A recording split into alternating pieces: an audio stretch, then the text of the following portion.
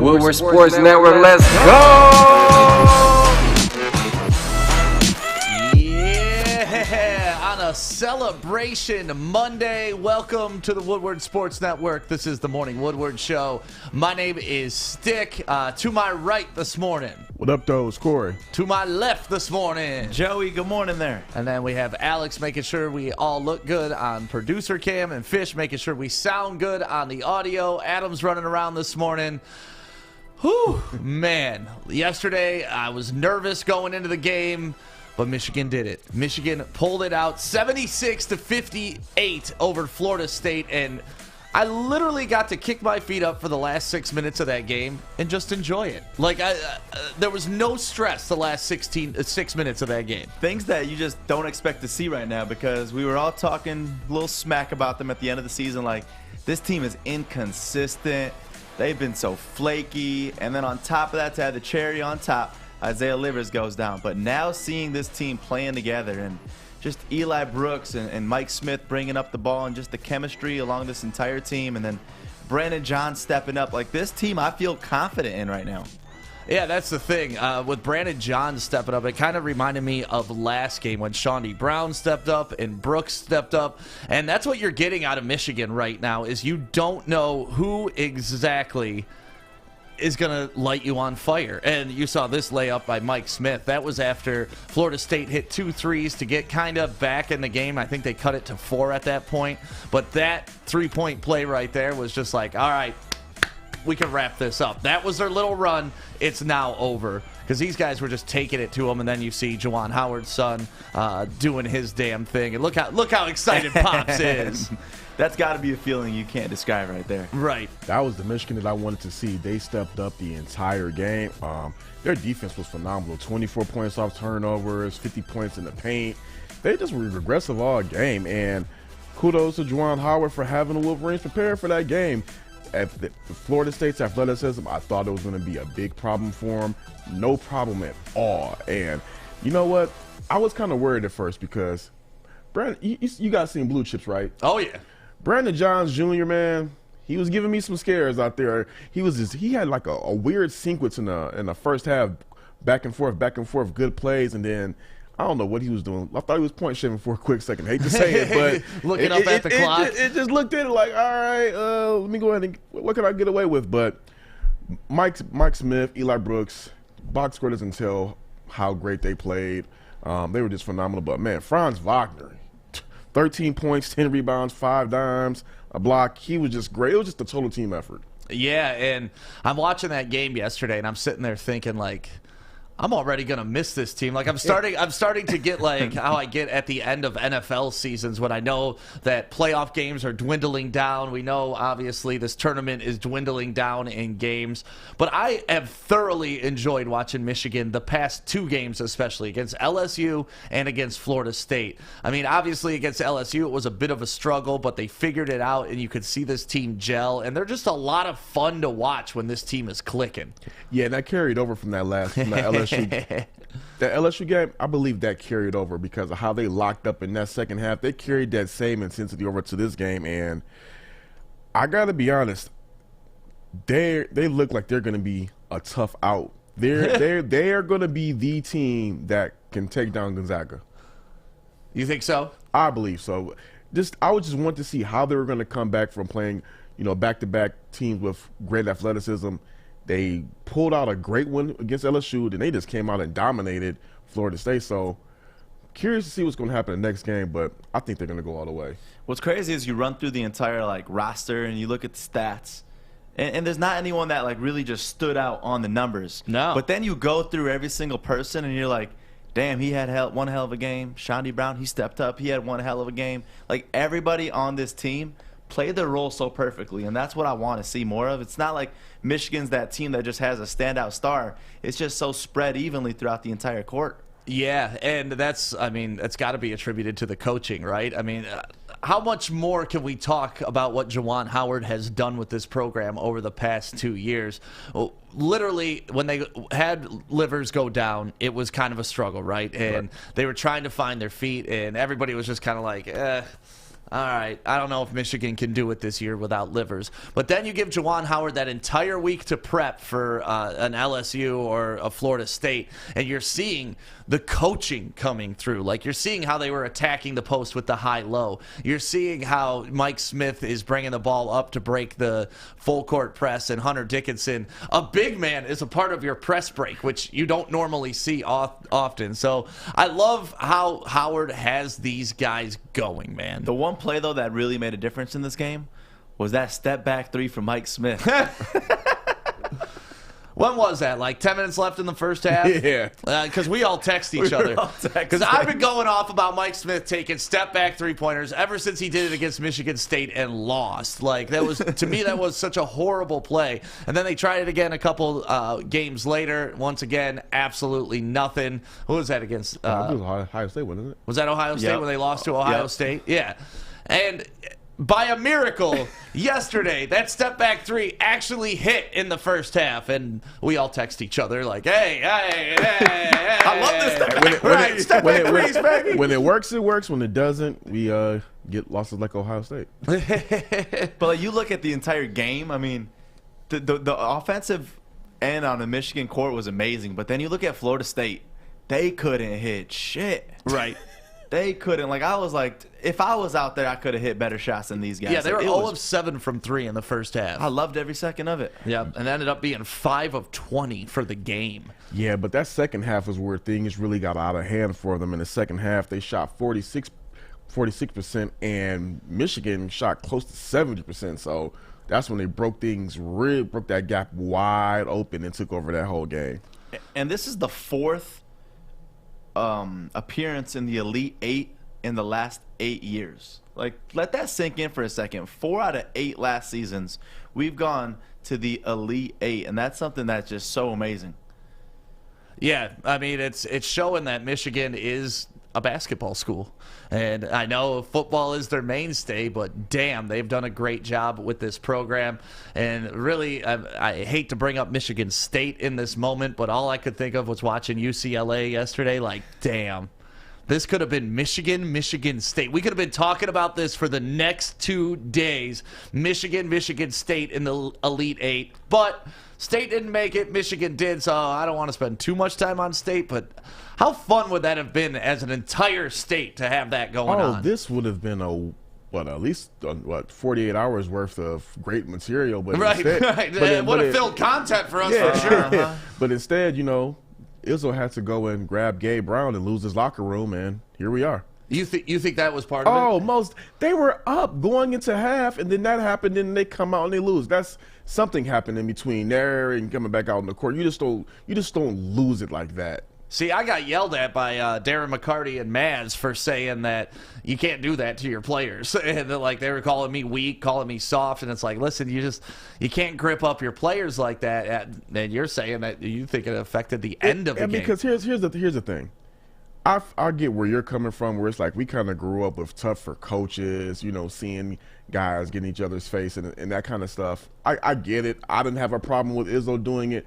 But the thing is, times have changed. These players are newer. You want to call them softer or weaker. That's neither here nor there. Things are different. They don't respond to that. So Izzo's going to have to adapt with the times and with the coaching. And that type of stuff doesn't work anymore. The type of stuff Juwan Howard, you see what he's doing and how he gets with his players, that's working. Izzo's way, I can't say it's all the way not working. They just went to a Final Four a couple of years ago. But as times goes on, players are starting to not respond to that because Gabe Brown almost turned around and whooped his ass. I wish he did. So, I mean, it's just like that type of coaching, as much as we like to say, oh, Draymond Green said, oh, that's just State being, that's just Tom Izzo being Tom Izzo. Those days are done. You gotta adapt to coaching, and I believe he lost the locker room, but like you said, don't want to spend too much time on State. Right, yeah. No, we're getting some comments in here about Michigan from Mason. I now feel that Michigan can make it to the Final Four. No problem with the next opponent, UCLA. And let's be honest, they should have been out a long time ago, which is kind of true. They should have been out in that first 4 game. Like, honestly, State should have won that game. And then we're saying, Dan saying Juwan is Coach of the Year. And then Michigan is becoming one big Walmart Wolverine right now. That's what Blake says. And yeah, I mean, that's true. But what are you supposed to do, man? When your local team's doing well, you root for your local team. I've been saying it since the beginning, too. Like, I would love to see UCLA go from that first four to the Final Four. And then yesterday, I just realized that they're in the Michigan division, and I was like, oh, damn it, I don't want that to happen no more. That's all right. I don't mind Michigan playing an 11 seed in the Elite Eight. But I'm saying I said to go to Final Four. I don't want UCLA to go from first four to Final Eight. Let's do that. Yeah. That's it for UCLA. Well, Juwan Howard had some things to say after the game, and here's some of his post-game comments yesterday after making it to the Elite Eight. Well, why not give them confidence? That's what we're here for, to empower these young men who's put in a lot of hard work and effort each and every day in practice, games. If you break their confidence, then they will not be able to go out there and compete at a high level. The trust is earned not only just from the players, but also coaches. We have to earn their trust. And so with all the work that we put in practice, we see what our guys provide from a skill level. You gotta love Juwan Howard, just like the epitome of class and excellence, and that's what we're learning about hiring that man right there. And he just said one thing that really stuck out to me when I was talking about players might respond to his way more than other coaches. He said the respect, the earning the trust, it goes both ways. It goes both ways, and the proof is in the pudding. They're in the Elite Eight after where they started. Where they started this season. They weren't even in the Elite Eight in the Big Ten at the beginning of the season. To start this season, to get now to the Elite Eight, Juwan Howard has exceeded expectations. Now, that doesn't mean just go ahead and go out there and lay an egg now. Try to go ahead and go for the gusto. But as far as second year on the job, regardless of what recruiting class he had, how the program was already set up from the walk-in, to go from where they were to where they are right now, you got to give him his props. Yeah. And one more stat that I wanted to point out, too, was in the second half, Michigan made 18 field goals, 17 of them being in the paint. 14 of them were either dunks or layups. So it's like that just right there shows how much more we wanted this game than Florida State. And we love to see it. I mean, with Hunter Dickinson and our big men. Well, that's the thing with Florida State is their size was supposed to be the big issue. Like, they're the biggest team that we're going to play all season. They got a big man that can match up with Hunter Dickinson. And it honestly didn't look like it on the court. Obviously, they had some size advantage over point guard and shooting guard because Mike Smith is all of 5'3". But outside of that, I was expecting them to come out and be the much bigger and more physical team. But like you saw, the coaching with Juwan Howard, working that high-low, and they kept talking about it on the broadcast. The whole game, man. Dickinson would try to post up. He couldn't get it. You'd flash a guy to the top of the key, get him the ball, try to get it to Dickinson. That didn't work. You flash another guy, and they just kept doing that over and over and over. And I'm a big fan of that kind of coaching. Like, you don't stop doing it till they stop it. And once they prove they can stop it, then you move on to something. But I don't know why more coaches don't do that, period. Because they want to be the smartest person in the room instead of just doing what works. Doing what works is what just got Michigan to the Elite Eight. Juwan, like, hey, let's not reinvent the wheel. It's working. Right. Yeah, it's been a fun year for Michigan Wolverines. And like I said, I was getting to the point watching the game where it's like, man, I'm going to be sad when I don't get to watch these guys play anymore. So let's hope we at least get 3 more games out of them, right? Oh, yeah. But I think that class coming in next year is going to be pretty fun to watch. But to your point, this is going to be a memorable group of how they just gel together. Like you said, at the end of the season, we didn't know what kind of Michigan team was going to be out there on the court, levers going down. But in these past couple of games, they've shown that they can gel together as a unit defensively and just play hard and in the paint and grab those points. So I'm curious to see what's about to happen in this next game. But I don't think UCLA is going to be that big of a problem. They're going to have to definitely shut down that perimeter, though. For UCLA? Yeah. Yeah, UCLA provides, they do provide some issues to us, but not many. the way Michigan's been playing these past 2 games, like they're back to the point of when they only had 1 loss before they, fell to Ohio State, before they fell to Michigan State and Illinois. Like I have that much confidence back in them again, the way that they've been playing the last 2 games. Yeah, I mean, you look at Michigan and what we thought of them before that bad stretch at the end of the season. I mean, that really is where I feel, and it's crazy because I was so worried without Isaiah Livers, and I could truthfully say right now that I am not worried without Isaiah Livers anymore. The team, I think, has figured it out, and players like Johns and Smith stepped up so much with Isaiah Livers being out that this team, I think, no problem, could go all the way. Yeah, I'm looking at Sean D. Brown now as somebody that could possibly go pro and like actually have a decent pro career. Some of the athletic moves that he was playing and taking it baseline like he did yesterday, like I don't want to say he's Jason Richardson, but like his body type and the way he's playing the game right now reminds me of the old Jason Richardson when he was at State. He's had a hell of a past couple of games. I mean, against LSU, he had 21 points on 66% shooting. Right. Last game, 12 points, but on 83% shooting. He's had some clutch and timely buckets. So, I mean, I definitely can see where you're coming from.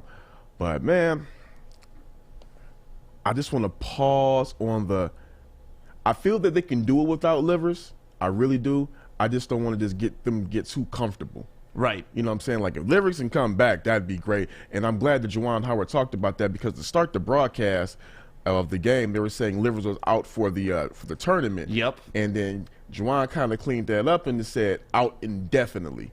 So out indefinitely is not out for the tournament in his mind, because I mean, out indefinitely does not. It's like I think it's one of those things that coaches kind of try to use to like mask a injury a little bit, like kind of be coy, like not gonna let you guys know whether he's gonna come back or not. Yeah, you don't want to tip your cap to the other team and let them know.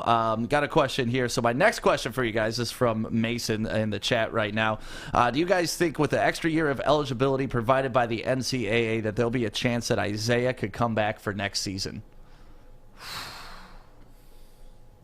Do you think scouts have seen enough out of him? Like NBA scouts? Yeah, I don't know if he's NBA. Like, if he came out in the draft this year, he's probably a late second round pick at best. You know, like if we're looking at Michigan's roster right now, Wagner and Dickinson are probably the 2 highest ranks on the pro levels if they wanted to come out this year. I wouldn't put Livers on that level. I mean, obviously he's a great college player, but that doesn't always mean you're going to be a great pro player. And then you're seeing, Sean D. Brown stepping up. Like, I don't see Livers being a high draft pick, even if he does come out. So if I'm him, I'm coming back if I get an extra year of eligibility for sure. Yeah, he should. If he has that, if that is true, I'm still doing some research on it. But if he's able to come back for the extra year, oh, most definitely, because he would definitely need to improve his draft stock. Yeah. And he could. I mean, he's got the game to do stuff like that. He could improve his draft stock. What's cool, too, you look at our roster, I mean, there are a lot of young players on this team, so we probably won't be losing a majority of our players. And then you talk about the recruiting class coming in. Like, this is not only a good 2021 season, it's going to be a good 2022 for Michigan, which I'm excited about. Michigan's setting themselves up to go on a pretty nice run. Like, and you wonder what the narrative would have been had they lost prior to the Sweet 16. Just like, oh, they had a good year, but now we got to look at next year and see how that goes. Now it's, all right, they're in the Elite Eight. Now Juwan Howard, if he gets to a Final Four in his second year, like you're already talking about Michigan as one of the elite programs in the nation. I mean, in 2 years to do that, that's just impressive. I'm just curious to see how far this, was it a Cinderella run? Is it safe to say that from where they started? You could say that. Yeah, I don't know if it's a Cinderella. I I just think it was, those preseason rankings, the people don't know what the hell they're doing. And when you got a second-year coach, like, they just didn't know. Yeah. And you don't know what you don't know. And that's how I feel that what happened to Michigan at the beginning of the season. Like, these guys are just like, it's a second-year coach. They have some talent, a rookie big man or a freshman big man. We'll put them at 6th, My favorite argument, though, is like people saying, oh, Michigan's not a basketball school. I mean, how could you possibly say that when the stats prove that they've made the Elite Eight now 4 times in the last 8 years? Like, that right there just shows that Michigan is now a basketball school. Yeah, I can't deny it. Corey? Yeah, Michigan's definitely it's definitely a basketball school. Are they now. more of a basketball school than Michigan State right now? I can't go that far just yet. Okay. What would it take for you to go that far?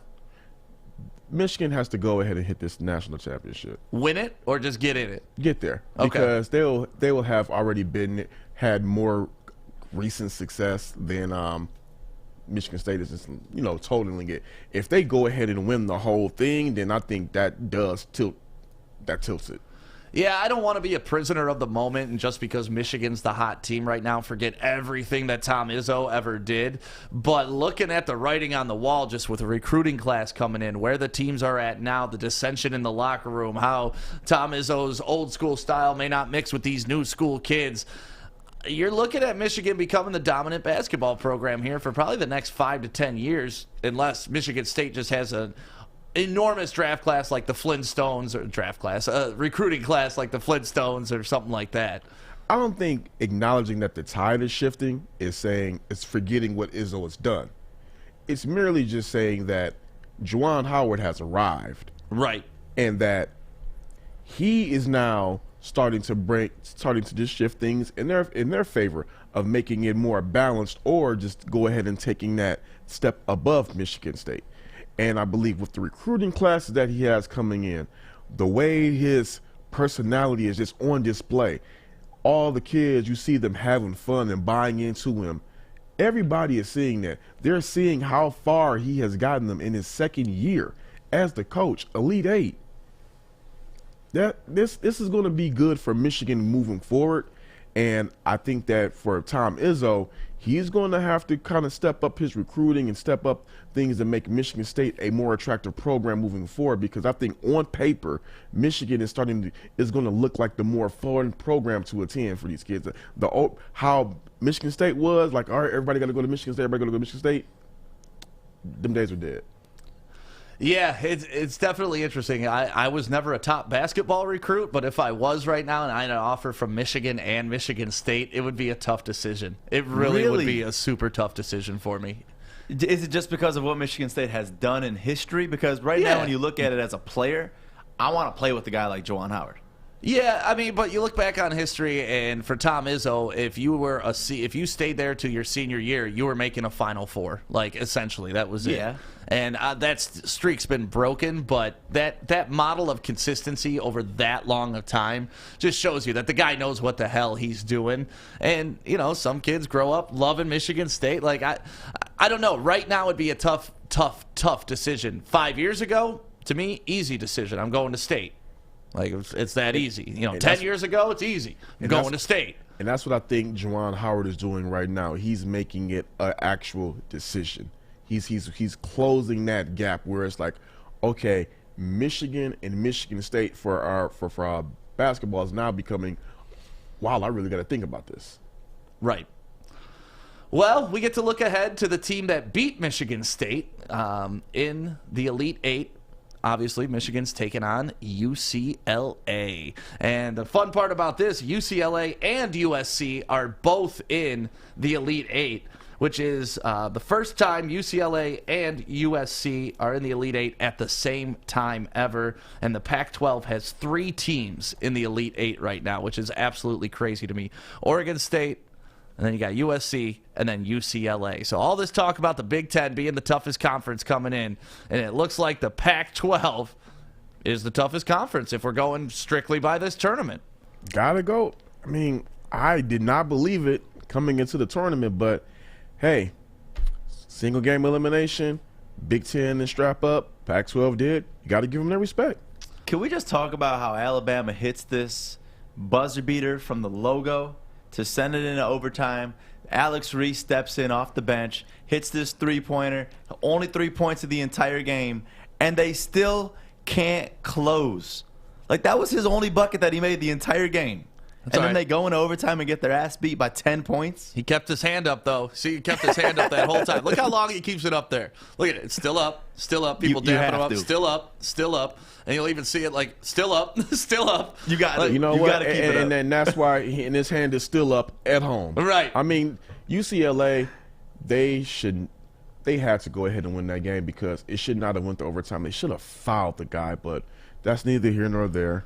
Well, it was crazy to me because, in our group text, too, like what led to that three-point shot, a guy had to miss 2 free throws for them to actually have a shot to go, or they could have tied, they could have gone up, but then they missed 2 free throws. Then the other team made a basket to go down 3, and then it gave that guy an opportunity to hit the three-point shot. And to me, I'm always a big fan of, well, this couldn't have happened without A, B, and C happening first. So, I was like, oh, man, that's a destiny shot, because look at all that had to fall in place for that kid to have a shot to make it into overtime. Then they get to overtime and just shit the bed. I made a mistake. I should have sent in this video. Former NBA player Steven Jackson. We know him here. He knows how to throw a nice punch. Yeah, he knows how to beat the hell out of some fans. He said something yesterday on his Instagram that was just like, damn, none of these kids know how to make any damn free throws anymore. No. He was like, what the hell? He was just like, he's like, I guess y'all it gets so on par because some of y'all favorite players miss open damn shots. So yeah, well, and three-pointers have taken over the game, and then yesterday was the lowest shooting percentage ever from three-pointers in the entire history of the tournament. I think all the entire teams, day? Huh? Like the entire day? The entire you're day. saying? I think all the teams wound up like 22, 24% on the day. Thankfully, Florida State added to that percentage. Yes, yeah, but so did Michigan. It's not like Michigan was Michigan great. They didn't were shoot that 3 great. of 11 from three-point See, land. but Florida State was only popping up threes. So Yeah, they shot Michigan, 20. Yeah, if you look at Michigan, the way that they played, and when I mentioned 18 field goals in the second half and 17 of them being inside the paint, that's the difference right there. You Right. realize the 3-ball ain't working, so you got to switch it up. Yeah, well, both teams, I mean, combined, they shot 8 of 31 from three-point land, which, if you're using the sabermetrics, that's actually 12 of 31 if you're looking at, two-pointers. So, Wait, it's say not that enough. again? Huh? What'd you just say? Okay, so when you shoot 8 of 31 From threes. from threes, Okay. so you're getting a point and a half, like if you were just shooting twos, right? Yeah. So you look at that, and then you would say, okay, well, that's 12 of 31 if they were two-pointers. Oh, okay. So that's why, I mean, when people go into this three-pointer percentage and why it's better to shoot three-pointers than it is to shoot twos, that's exactly why. Because even if you're shooting, like I said, just 8 of 31, you're now shooting 12 of 31, which is still not a great percentage, but it's a lot better than 8 for 31 if you were only shooting twos. thanks a lot, Steph Curry. Steph- ruining the game of basketball. He did. I don't think he ruined it, but he I don't definitely think he- changed I the don't- game. I don't think he ruined it per se. I think he ruined it in the sense that everybody thinks that they can be him, and Right. they don't understand the level of work he puts in. Like, the dude shot freaking 100 3-pointers in a row. That will never ever happen again. Fish, what you got to say today, buddy? Did any of you guys watch that Oregon State Loyola Chicago game? Oh, yeah. Did you enjoy that game? Because I did. Oh, yeah. I enjoyed I it. love the low-scoring basketball. I'm a big fan of it. Did you that like was seeing low. Sister Jean lose? I mean, it didn't matter to me. I just like seeing the low-scoring basketball. I'm not a fan of the 92 to 99. Right. Yeah. No, it was that was an interesting game. Sad to see Sister Jean go, but it was time. What was the? I told y'all that was about that. The Bucks about to stop there for them. Yeah. anyone bet Adam on that was- game? What's Adam was over the and only under one on that right. Do we know What's that? the over and under on that game? On that game? I don't do we remember know? what it was. No. That was super low scoring. Yeah, it was. I think I tweeted that out on our at Woodward Sports Twitter. Like, I hope you took the under on this game because, like, at halftime, what was it, like 24 to 13 or 16. something? Yeah. Yeah, it was 40 points. It was awful. It was awful. But Fish, you love that kind of basketball, don't you? I do. You do? I do. I don't like 152 to 165. Right. Well, that was an update on Michigan beating Florida State. And then, obviously, tomorrow night, 10 o'clock. Ugh. Oh, it's the 10 o'clock game? Yeah, we got the 10 o'clock. Nine- I just don't 9:57. understand that I don't understand that there's a Midwest team, and they gave us the late game. Yeah, especially when there's 2 other West I Coast just- I'm teams just- that could I have was just easily looking- taken that. I was just looking at it, and I'm like, I'm trying to make the sense of this. My head hurts. I'm trying to understand it, and nope, got nothing. Here's a fun fact. Michigan is the furthest team located to the east left in the tournament. Nice. There's nobody east of us left in the tournament. And think about that. That means That's a lot. no Big East, no ACC, none of those schools. That's crazy. I can't remember the last time there's been an Elite Eight without anybody from east of Michigan. I mean, when you think about even the Big Ten, that is kind of surprising to me. To Right. say that right now at the Elite Eight, even Sweet 16, that there was only Michigan left, like that's just crazy. Yep, it's wild, man. But Michigan's in it, and that's all I care about. I don't give a shit about the rest of the Big Ten that couldn't get it done. Michigan's there. They're looking strong, and I fully anticipate them to win this next game against UCLA. Obviously, we'll break that down crazy in depth tomorrow. And we got some time to build up before this game, and I'm excited about it. Let's get to Joey's news coming up next right here on the Woodward Sports Network. An ounce at Michigan dispensaries is over $300. Why pay that when you can grow your own? With just one light, you can pull down over 48 ounces every harvest. Do that math and then come see us at Grow Green, where we have everything you need to start growing and a staff of master growers to help guide you. Click growgreenmi.com. Good morning, everyone. So let's get into Joey's news. Let's go. Let's go. Michigan advancing to the Elite Eight. We just finished talking about that, and the game's tomorrow night at 9:57 against UCLA, who beat Michigan State to start all this off. And this is the 4th time in the last 8 tournaments of Michigan in the Elite Eight. So no more, oh, this ain't no basketball school. Yes, it is. We move on to number 2, Alabama, hitting a buzzer beater at the end of regulation to send it to overtime. And Alex Reese here, who's the one that hit that 3-ball, that was his only points of the game. You love to see it. But in overtime, they had no chance, lost by 10 to number 11, UCLA. So that's the next team that Michigan is going to be facing tomorrow. Next one, Andre Drummond.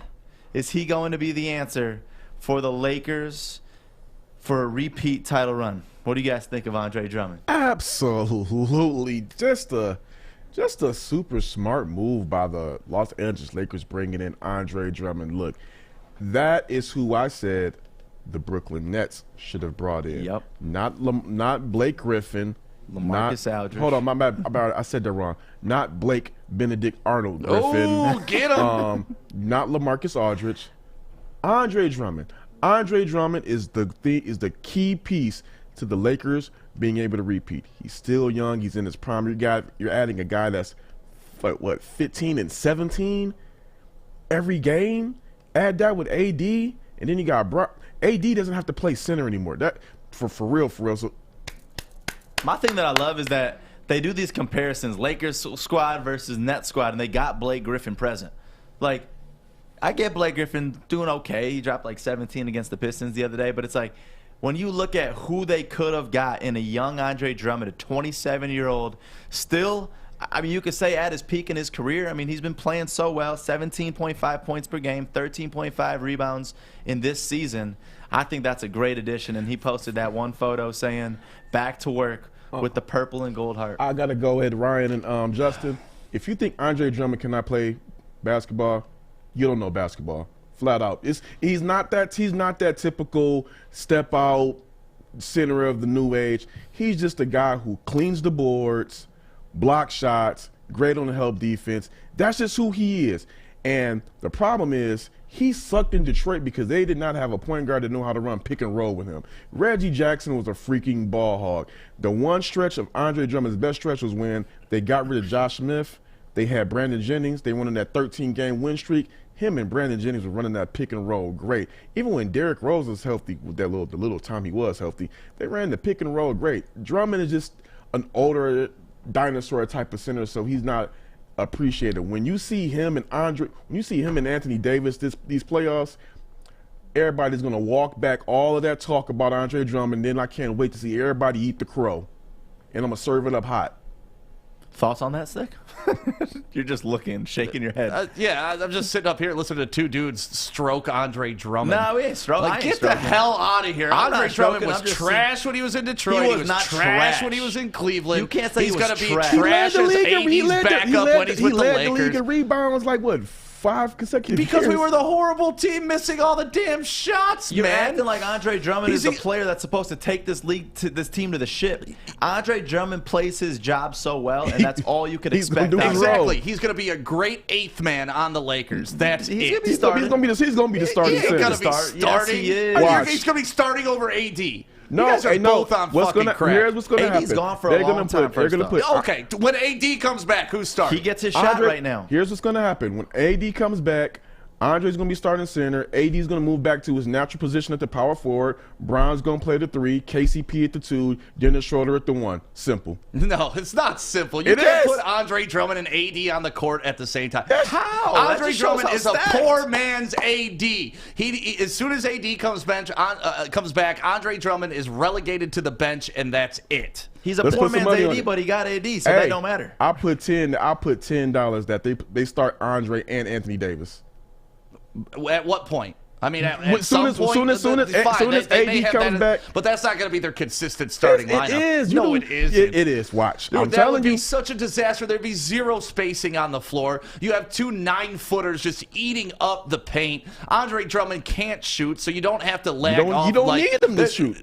You need him to do. But what I'm telling need you him is the defense can, like, they don't even have to worry about him when he's on there. It's like, when he's on the court, so he's going to be a Y'all gonna detriment to see. that team. Y'all gonna see. Why do you love Andre Drummond all of a sudden? I don't love Andre Drummond. I love trash. the pick. I love the selection for the Lakers. But y'all gonna see. Yeah, I mean, he's going to be a good backup to AD, and that's it. That's all he is. You can't say that now because he's starting right now, and He's then starting depending right on now his because AD performance. is injured. That means he's his backup. It If all depends AD on was his there, he would not performance. be starting.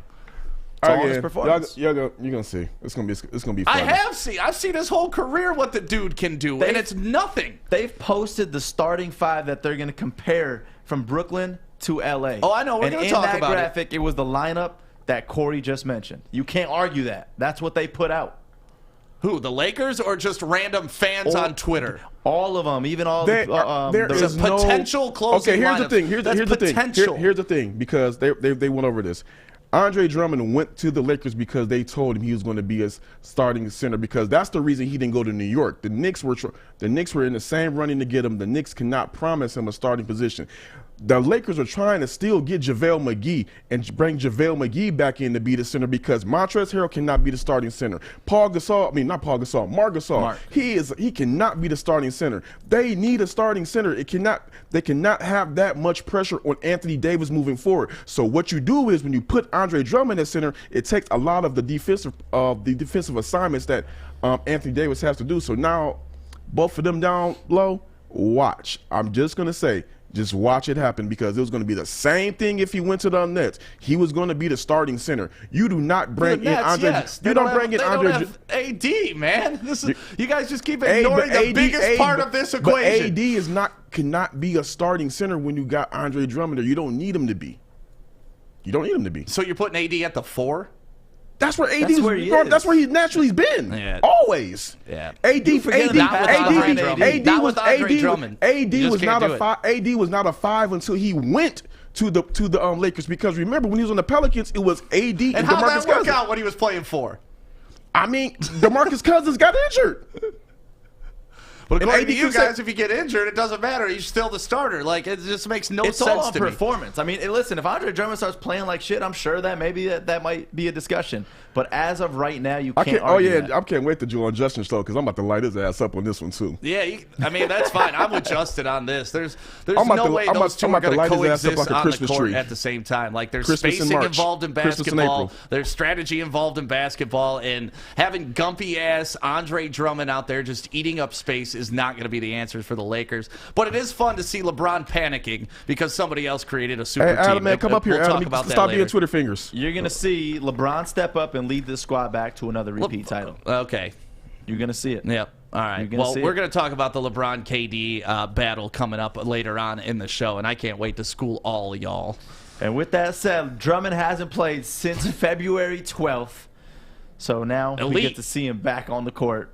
Nobody said that elite. But when we talk about the word elite, Mason Plumlee breaking ankles. Just look at this. Ooh. The And One mixtape tour with Mason Plumlee. They just all stood back like, damn, did he really just do that to us? I mean, that is kind of a travel, but that's okay. You know, we're not worried about carrying in this league anymore. Who traveled? Huh? Who traveled? You can't throw the ball out in front of yourself like that. If you haven't dribbled, you don't dude. know basketball. You really think that's a travel? Jesus, Joey. You really think that's This a just travel? shows that you play at Lifetime and you think going like this is part of a dribble. It's called a dribble. carry. No, it's a carry if you were dribbling the ball. I'm done with you on that. Yeah, Dude, dude. he did Play not that dribble back. the ball. Play that back, Alex. You can't carry if you haven't dribbled the ball yet. You can't throw the ball ahead like that, then retain your possession. That is the end of your dribble. Stick. Let me explain a carry to you. Joey, A carry is when you're dribbling the ball in motion and then you try to do a move like that. His hand was above the ball. That's an illegal move, whether you like it or Your not. hand is above the ball on that. That's it. Your That's hand's the rule. supposed to be on top of the ball, not pushing it forward, throwing it to That's yourself. part of it. Man, I feel like You really don't know basketball if you think that's a travel. I feel like I'm on a panel with people that You do not know only play basketball. at Lifetime right now. I can't believe you just said that. I'm just going to continue on this because Yeah, the please NFL is continue on. expected to I'm with expand Joey. the regular You're with season Joey, too. schedule. I'm with Joey today, What's wrong man. with you two this morning? I can't. I'm going to call some referee up on this one. I don't even know a referee, but I'm going to find one to ask them that. I don't even want to waste my time. You actually. can't throw the ball. You can't pass the ball to yourself. Can you, Joey? No, he didn't do that. Yeah, that's exactly what he did. Okay. That You know wasn't what? a dribble. That A was dribble carry. is straight down. That was a big carry right there. I don't even want to argue with that because you're just on something today. Not on The something. NFL Yeah, it's called expected rules. to expand its season to 17 games in the regular season, and the league has been 16 games since 1978. They trying to get that money, and that's it. That's it? That's Joey's news? Let them get that money. No, that's not it. Michigan hockey, another team that unfortunately got screwed on this one because they were supposed to play in the NCAA tournament and they were forced to withdraw due to a player testing positive. And just a crazy weekend overall for Michigan sports because we had obviously Michigan basketball in the Sweet 16. We had women's in the Sweet 16. Unfortunately, they ended up losing to Baylor by 3 in overtime. And then you just heard right there, Michigan hockey. But did you guys see Michigan women's basketball squad on the way home after losing that game to Baylor? They had to make an emergency landing after the plane lost pressure. And then you see this team, this photo that the team posted of them finally making a safe emergency landing, but that's got to be scary. What is it with Michigan basketball and plane scares? Wasn't that like 4 years ago that they had that scare too? And then they went on the run to the Final Four because it like united the team. You remember that when they slid off the runway? Oh, was that them? Damn. Yeah. You remember that? That's no I didn't know luck that was then. them, but I heard about that. Yeah. Yeah. Ooh, that's no luck. See, that's one thing that scares me. Like once you start feeling that turbulence, that's why I like sleeping on planes. Do you guys sleep on planes? Oh, that's all I do on planes. Like I just show up. Even if I'm not sleeping, I'm like pretending I'm sleeping. I always get the window seat. Are you a window seat person or an aisle seat? I like the window for sure. Because the aisle, I like to spread my legs open, and they always, with that cart pushing all the drinks, they always push my leg. I Corey, hate what that. are you? I just hate the aisle. Yeah. I just hate the aisle seat. Yeah. Middle or window don't bother me, but aisle just like. I'm too wide, man. My elbows are hanging out, people walking by, and I just don't like getting up and letting people out. Because when I get on a plane, I don't care if it's a 20-hour flight. I'm hiding in my little window seat, and you won't hear me or see me move unless I need some water. You always hear me talking about how I like Spirit. That's one thing, though, about Delta that I love. Oh, yeah. Is right now, with that COVID note, the restrictions, they got that empty middle seat. So Oh. everybody got a great seat. That's like winning the lottery for someone like me. You know, being 6'4", fitting on a plane is not probably the most comfortable thing that I've ever done in my life. And whenever you get that and they don't show up next to you, oh, you turn, you're sideways. It's a beautiful thing. You can spread your legs out both ways. I'm jealous of short people when it comes to that. Yeah, that's one thing that being short definitely plays in your favor. Right. I just want to give a quick little local shout out to my alma mater, Brother Rice, ended up winning the state championship. On a last-second goal, The too. last second goal right here. Beautiful, beautiful ending to the game. 6 seconds left. This just makes me so happy because we always talk about obviously basketball going on, and these kids haven't played in so long due to COVID that these are the moments that these kids deserve, and especially a great program like Brother Rice's Hockey. I mean, a lot of these kids depend on these scholarships, and now they get that opportunity to be looked at. Yeah, that was great. And also CC won the state championship this weekend too. And CC, what a great story CC was. Earlier in the playoffs, they had COVID restrictions and couldn't play the game. So they sent their JV up to play the varsity playoffs. JV held it down and kept the team in it, and then varsity came back and locked in the state championship.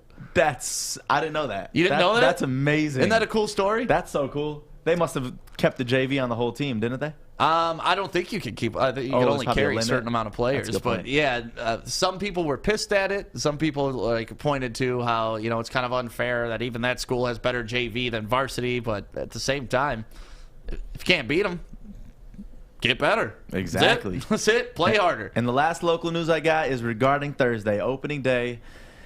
The health department, they made some updates to the order, and let me just update you. 20% capacity at outdoor stadiums, including Comerica Park, so they will allow 8,200 fans. Comerica can seat 41,000, so 20% of that is just about 8,200. Restaurant capacity is at 50%, so there's going to be a 100-person maximum per location. Eating and drinking must end by 11 p.m., and the one that's really just bothering me is the tailgating being permitted. Yeah. Ruins the entire opening day vibe. I don't understand the reasoning to that. If you can be allowed inside of restaurants, but you can't tailgate on the outside. But I'm not the health department. I'm just here to report on that. Yeah, I mean, I thought that was the thing. Like, outdoors is fine, indoors is not. But they're just trying to detour just pretty much random partying going on downtown, which sucks because, we're going to be downtown at the Brass Rail, and obviously they can only operate at 50%, just like every other bar that's downtown. But we were anticipating walking around, meeting people, we have some beads that we wanted to give away with some cool things. We had some, big things planned, but I have a feeling that downtown is not going to be what it traditionally has been, or even half of what it's traditionally been. I mean, we put up a Twitter poll. Are you going to opening day? Hell yes. Thinking about it, or no way. And no way won 80%. 80? 80. No way. Because I was back and forth. I was like, you know what? I think they'll be all right. I think it'll still be pretty busy, but I mean, they're saying citations and ticketing. Well, that's the thing. I mean, if the only people that are going to be partying are the people that are allowed in bars, and it's 50% capacity, and most bars can only hold up to 100 people, that's what the state is saying. So you're thinking, okay, so let's say there's, 50 bars down there? Yeah. And you're talking 100 people at each bar, so 5,000 people in all of downtown. Oof. It just Compared doesn't, to a the million? math just doesn't make sense anymore, Yeah. And then you think, okay, well, only 8,000 are going to the game. So it's going to be a very interesting opening day. We're going to be down there. We're going to be having fun. I'm just disappointed.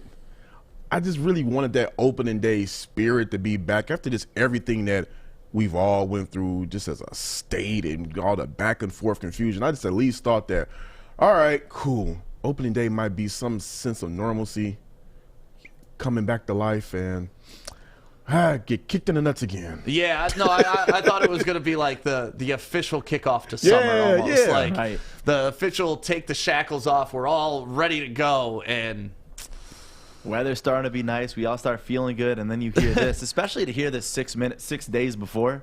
I have a feeling she's going to drop down some more stuff before this. Don't put it out there, because if she does, I don't think she does it. I really think it's just the tailgates, and that's it. Realistically, what more? Could you restrict bars even more. to 25%? Yep, or back to 10%, or back to outdoor seating only, or because honestly, I hate to say it, but the numbers have been going up the past couple days too, and it's starting to spike again.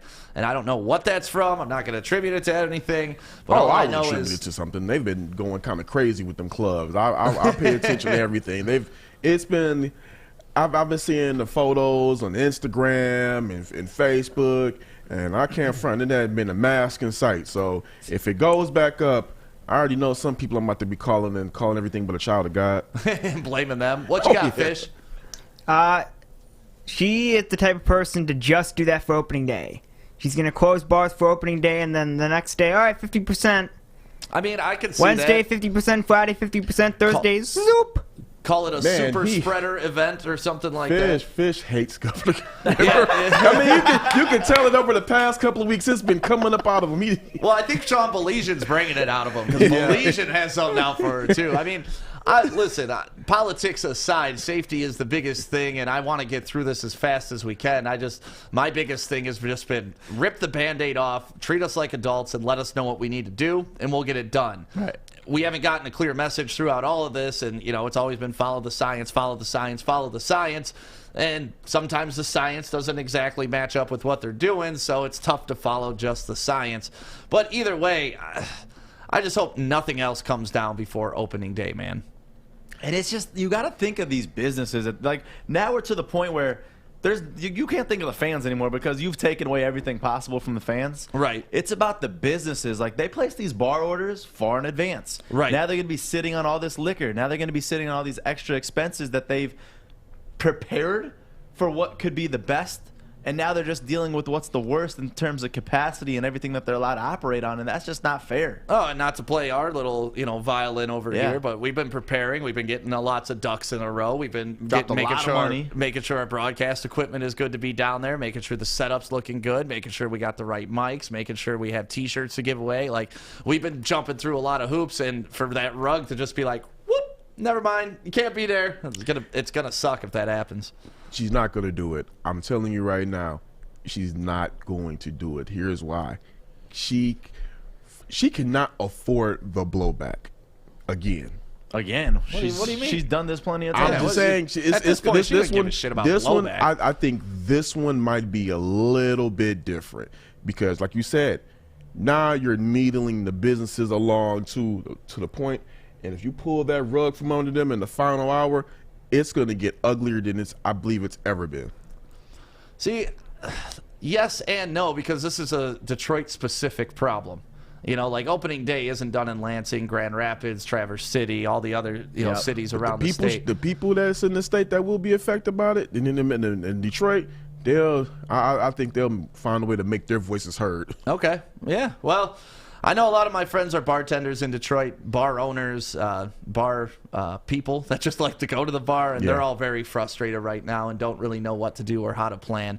But we will find out, and we will see how it's going. And I'm excited for opening day. If we do get down there, I got to give a shout-out to my people at Grow Green. GrowGreenMI.com is where you need to go for all your grow needs. I mean, we're talking they got pots, they got soil, they got newts, they got everything that you could possibly imagine, and it's a local company that's been so great to us here at Woodward Sports.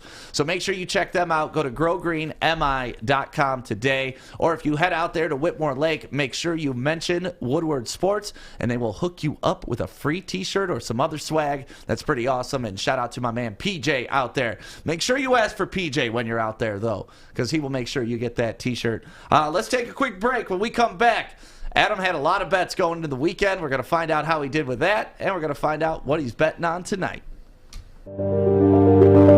I'm looking to bring out another HVAC tech right now. We're recruiting 5 to 10 techs a month. We're looking to grow and expand. Every new tech we hire is from Northwestern Tech. The hands-on training is fantastic. They're always my first call. We love hiring Northwestern Tech grads. They come out trained and ready to work. Our program is only 10.5 months, and our next classes are starting soon. So why wait? I'm looking to hire Hire a graduate of Northwestern Tech. Northwestern Tech. Northwestern Tech. Northwestern Tech.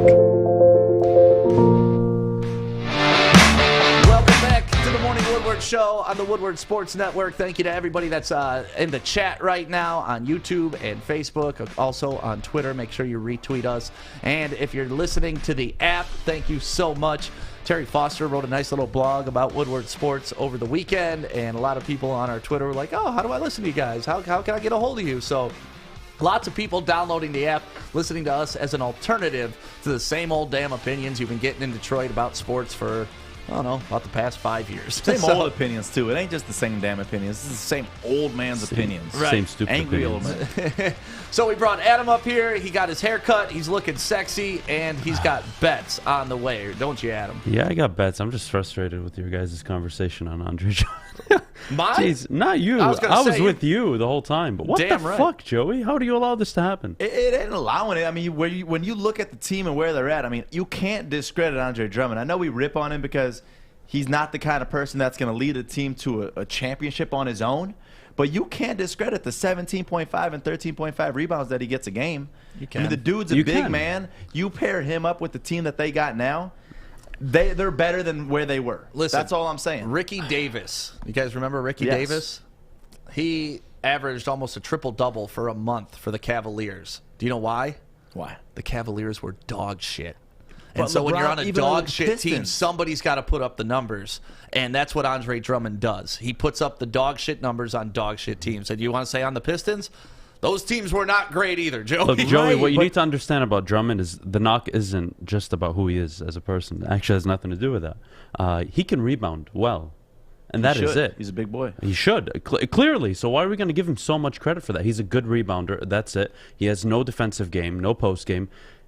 He's limited in almost every aspect outside of being tall and thinks he can DJ. That's about it. But that's what I mean. You get what you get out of Andre Drummond. He's a big man. This is going to be the first time that he's playing with a star, a couple stars. So let's give the guy this opportunity. I mean, we can't hate Yeah, on him he'll be a because good role player. He is, and that's all we're saying. I'm not saying he's No. going to go out there. No, being- you guys are saying he's going to be a dominant starter. Corey was. I wasn't. No, he's Corey going to be on a some starter. bullshit, but whatever. I think We'll- he will be a starter, but I mean that's just the nature of where they're at. Whatever, I mean, we'll- AD being that forward is a perfect fit. Yes, it's two big men clogging up the lane, but it's gonna work with LeBron there. All right. All right, let's so get you this- guys let's want to get into hear how I bets. did over the weekend? Well, I bet all the games over the weekend. Actually, all 8 games in the Sweet 16. Ended up going 5-3. Super unlucky on the Villanova not covering, but whatever. I'm not too upset about it. Gonzaga, we got the under. Michigan obviously won. I was confident in that, but whatever. 5-3. You make money doing it. So we're going to apply this to tonight. I'm really, really excited for tonight's matchup between Oregon State and Houston. I actually have Houston in my Final Four, so I could care less if they win or lose at this point. I'm going to take the over on the points.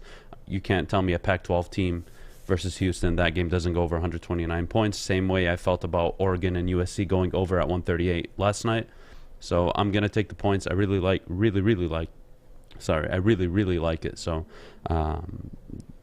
bet the over on this game. It's super, super guaranteed in my opinion. It's probably my lock out of all the 5. I like it. I'll move to Baylor. I think Baylor covers. Arkansas are one of those teams. They got a 3 seed. Most people had them going out in the second round, but I'm not a big fan of it, honestly. I'm not a big fan of them. I think they lose, and I think they lose bad, actually. Out of all the Elite 8 games, I think this is probably going to be the ugliest one. I got Baylor covering 7.5 points. I'll move into the NHL. Edmonton Oilers. It's very rare that you'll see an Oilers team led with McDavid and Draisaitl be an underdog. I know it's to the Maple Leafs, and they're coming off a really bad overtime loss last night, but I think the Oilers recover. I'll take them at plus 135. Anytime you can get a really good team as an underdog, you take that bet. Not next. I think Fish is going to like this. Uh-oh. Fish, you know what I'm doing, right? I'm betting against the Pistons. Pistons play tonight. They're playing the Raptors, who are actually 1-9 in their last 10. They're awful. Didn't the Pistons? Oh, the Pistons lost to the Raptors last time They played. did. But the Raptors are just on a horrible streak, which is why that line is so low. It's only minus 190. I like this game. I think the Raptors are going to win pretty easily, actually. And then I'll move on to your favorite team, the Pelicans. Yeah, Zion! Pelicans visit Boston. Boston actually doing okay in their last 10 games. Pelicans are struggling, but this is go time for the Pelicans if they want to fight for that 8 seed. I'll take them at plus 150. It's a very friendly line for a team that I think matches up super well against Boston. Boston doesn't have anybody that can really guard Ingram or Zion, so I'll take that matchup all day. And those are my 5 games of the day. I like it. Yeah. How are you feeling about the Elite 8? The Elite 8, just overall? Or? Just overall. I think out of all the games, the one that makes me the most nervous definitely has to be Oregon State tonight versus Houston. Yeah, Houston's favored by 8, and the over-under on that is 129.5. Yeah, just from a matchup standpoint, these teams are so evenly matched. It's unbelievable. They actually play a very similar style of basketball. I think if you're a Michigan fan, though, you got to be super nervous that you're playing a magical team, and March Madness is all about magic. It's all about destiny. And is UCLA really a magical team? an 11 seed making the Elite 8. Yeah, I think we'd be stroking Michigan State if they did this. So. Yeah, but we discussed this. Whoever won that UCLA-Michigan State game had a pretty decent run to this point. I think the first round, sure. Second round, too. Albie and Christian, wasn't it? Yeah. Oh, because there was an upset. That was there the was an upset. Okay. But pre-bracket, you're not looking at it and being like, oh, they're going to get through the second round and then they're going to beat Alabama. I mean, honestly, that's kind of that's literally what we said. If Michigan State wins this, they have a good chance the of matching up conversation with was Michigan. about State, not about UCLA right, at the time. But it's the same seeding, so that's what I'm saying. Like, them being an 11 seed really doesn't bother me. That specific 11 seed position play-in game, you figure that they would go far into the tournament because both of those teams are storied programs. And then you looked at who was ahead the next 2-3 games. It was like, oh, all right, they got a shot. All right, I'm gonna concede on that. I'll give you that. Although I think UCLA going into the tournament was a one and done team, but we'll keep it there. Overall, though, no, sorry, I'm laughing at Corey. He's going hard as hell in the chat right now. Andre Drummond? Fucking watch basketball, not highlights. Hey, Corey, it's all good because that's a carry, that one play. All right, Corey, could you tell me Andre Drummond's PER and also give me his plus minus while he was a Detroit Piston, please? Please, he made zero impact to benefit the team, ever. All he did was rebound and stand. That's it. If I was 7 foot, I could do that. Promise. I'm going to call him Corey Baydoun. Yeah, I know. Corey Baydoun over there going off in the chat. Hell yeah. It's nice. All right, Adam, let's run it down one more time. Yeah, I'm going to take the over at 129 points tonight with Houston and Oregon State. I really like the matchup. I think it's a high-scoring affair. I'm really excited about it. I think that's the game to watch tonight just from a fan standpoint as a neutral. The next game, Baylor to cover. I think this is probably the ugliest game of all the Elite Eight matchups. I think Baylor wins probably more than by 13, I think. So this game's not going to be even close. Arkansas is going to blow out of the tournament. Baylor will book their Final Four appearance. The next game, the Oilers. It's very odd you get a great NHL team, and they're one of the best teams in the NHL at a underdog line. I mean, this is like amazing. Yes, it's against Toronto. Yes, they're coming off an overtime loss. I don't give a shit. I'm going to take a Connor McDavid and Leon Draisaitl line against any NHL team any day of the week when they're underdogs. I'll take it. It's a super friendly matchup. And the Pistons. I bet against the Pistons every time. I'm not going to stay away from that. Toronto Raptors are going to beat the Pistons tonight. That one's pretty straightforward. And then the New Orleans Pelicans to upset the Boston Celtics. Again, you're taking a line here, plus 150 on a Pelicans team that you have Zion Williamson, Brandon Ingram. Who's going to guard them on the Boston Celtics? That's just a matchup nightmare. So I'll take that line all day. I'm really excited about that. And if you want to parlay it, $20 gets you $620. Super confident in all of these games outside. I would say outside of the Toronto-Detroit game. I just love betting against Detroit teams. I mean, what am I, 12? No, I'm 13-29 betting against Detroit Pistons. So I'm doing pretty good, Yeah, that's how you make that money. Well, thank you, Adam. He comes on every morning at 8:50 with Adam's Bets of the Night. So if you guys are looking to make a little extra money, make sure you go to mybookie.com today and you enter promo code Woodward when you sign up. Minimum sign-up's $50. You throw that in there, you're going to get a free $25, so $75 altogether to play with. Or if you want to go big, put $1,000 in, you're going to get a free $500, and it's real money. It's all yours to bet on. It's not, hey, you got to put this $500 on one bet, and then if you win, we're only going to give you the winnings. It's no. This is your reward for signing up with Woodward Sports. So make sure you go to mybookie.com right now. And the cool part about this is it's not like an app that can lock you out state to state. You can gamble on MyBookie anywhere at any time. So go to mybookie.com today. Enter promo code Woodward. And when we come back, I have a feeling this debate's about to get really good, but by the lead up to it, KD versus LeBron. They're amassing super teams, and we're going to find out how that's going to play out next. Hey, it's Joey from Woodward Sports, and I am here in downtown Fenton at Bridge Street Exchange. This place has so many amazing things for guys and ladies. This is the hidden spot that you got to come check out. I'm talking thorough good boots, best boots ever. They have barware. They got the Stormy Cromer hats. They got Carhartt hats, a huge Carhartt selection. They even got Snoop Dogg underwear. So go check them out, bridgestreetexchange.com, and use the code word WSN for 15% off. Welcome back. It's the Morning Woodward Show right here on the Woodward Sports Network. My name is Stick. Thank you to everybody that downloaded our app, which is free now, available for download on Google and Apple Play stores. So thank you so much for listening on the app, waking up with us, and commenting on Facebook and YouTube and Twitter. We appreciate you. So we kind of got into the discussion a little bit earlier. There's two teams that are amassing super teams, and it's been funny to watch LeBron fans try to justify why it's okay for LeBron to do it, but nobody else in the league to do it.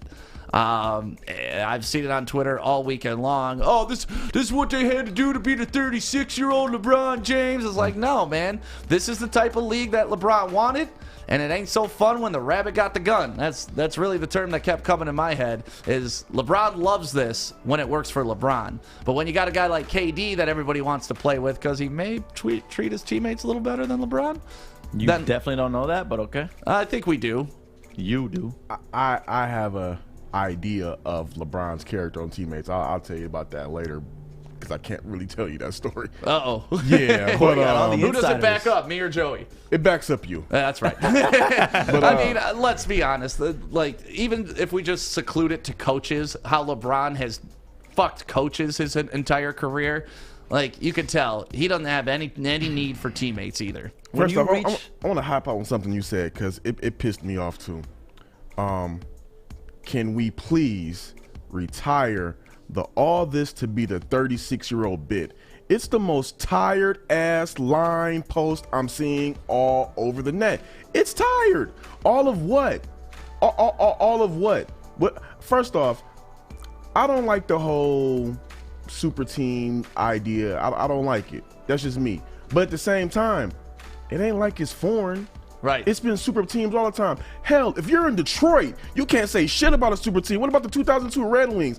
That is probably one of the most stacked teams in history. That's different. It's always different when it's the home team. No. It's different because they didn't have a salary cap. Yeah, but even then, to me, that's the major difference. Because once the salary cap went away, you saw Red Wings kind of. Yeah, even then, I don't have a problem with super teams. It's all a part of the game.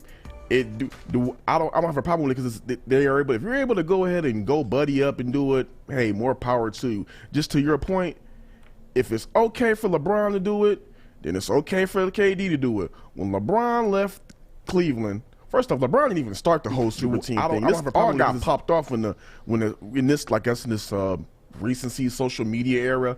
I'll say in the social media era, kind of getting to it. In the social media era, kind of popped off when the Celtics formed the Big Three. Then LeBron took it to a different level, left Cleveland because he could not get a title with the pieces around him. He went to Miami, got with D Wade and Chris Bosh. And then what happened? The league saw where it was going. LeBron kept getting all those guys to come to him. Everybody started taking suit. All right, let's form our team. Now eventually, KD, he took LeBron's blueprint and just mastered it. It is what it is. You can't get mad. You can't get mad at what LeBron did with forming the Heat and then leaving the Heat and then getting then going to go join Kyrie and then bringing Kevin Love over there. If you're mad at what you can't get mad at what LeBron did there. You can't get mad at what KD is doing right now. Yeah, that's been my biggest complaint about all this. Like, why are LeBron fans so salty that somebody else is taking LeBron's playbook? Like, dude, he changed the league. Like you said, the Celtics were probably the first super team when you put Paul Pierce, Ray Allen, and Kevin Garnett together.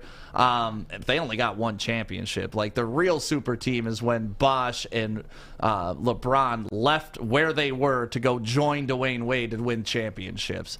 And then ever since then, that's all we've been seeing. I mean, you could say that Golden State was a super team, but at least they amassed that through the draft and built it organically. That's where I don't like that when people do that with Golden State. Like, yeah, they got KD for the last couple of titles, but Golden State was built through the draft. Teams passed over Steph Curry. Teams passed over Clay. Draymond Green was a second-round pick. Right. Harrison Barnes was passed over. So when people try to say, oh, they had a super team, no, they were not predicted to be what they were. It's crazy to even think Harrison Barnes on that squad now. Yeah, I mean. Hitting that corner three. And the thing is, you can't get mad at Golden State. So I don't count Golden State on that super team thing because, I mean, as a smart GM, if I can replace Harrison Barnes with Kevin Durant. Yeah, that's what you do. It's pretty simple. Yeah. I'm not a fan of all these super teams, but my thing to it is you could do it, so why not do it?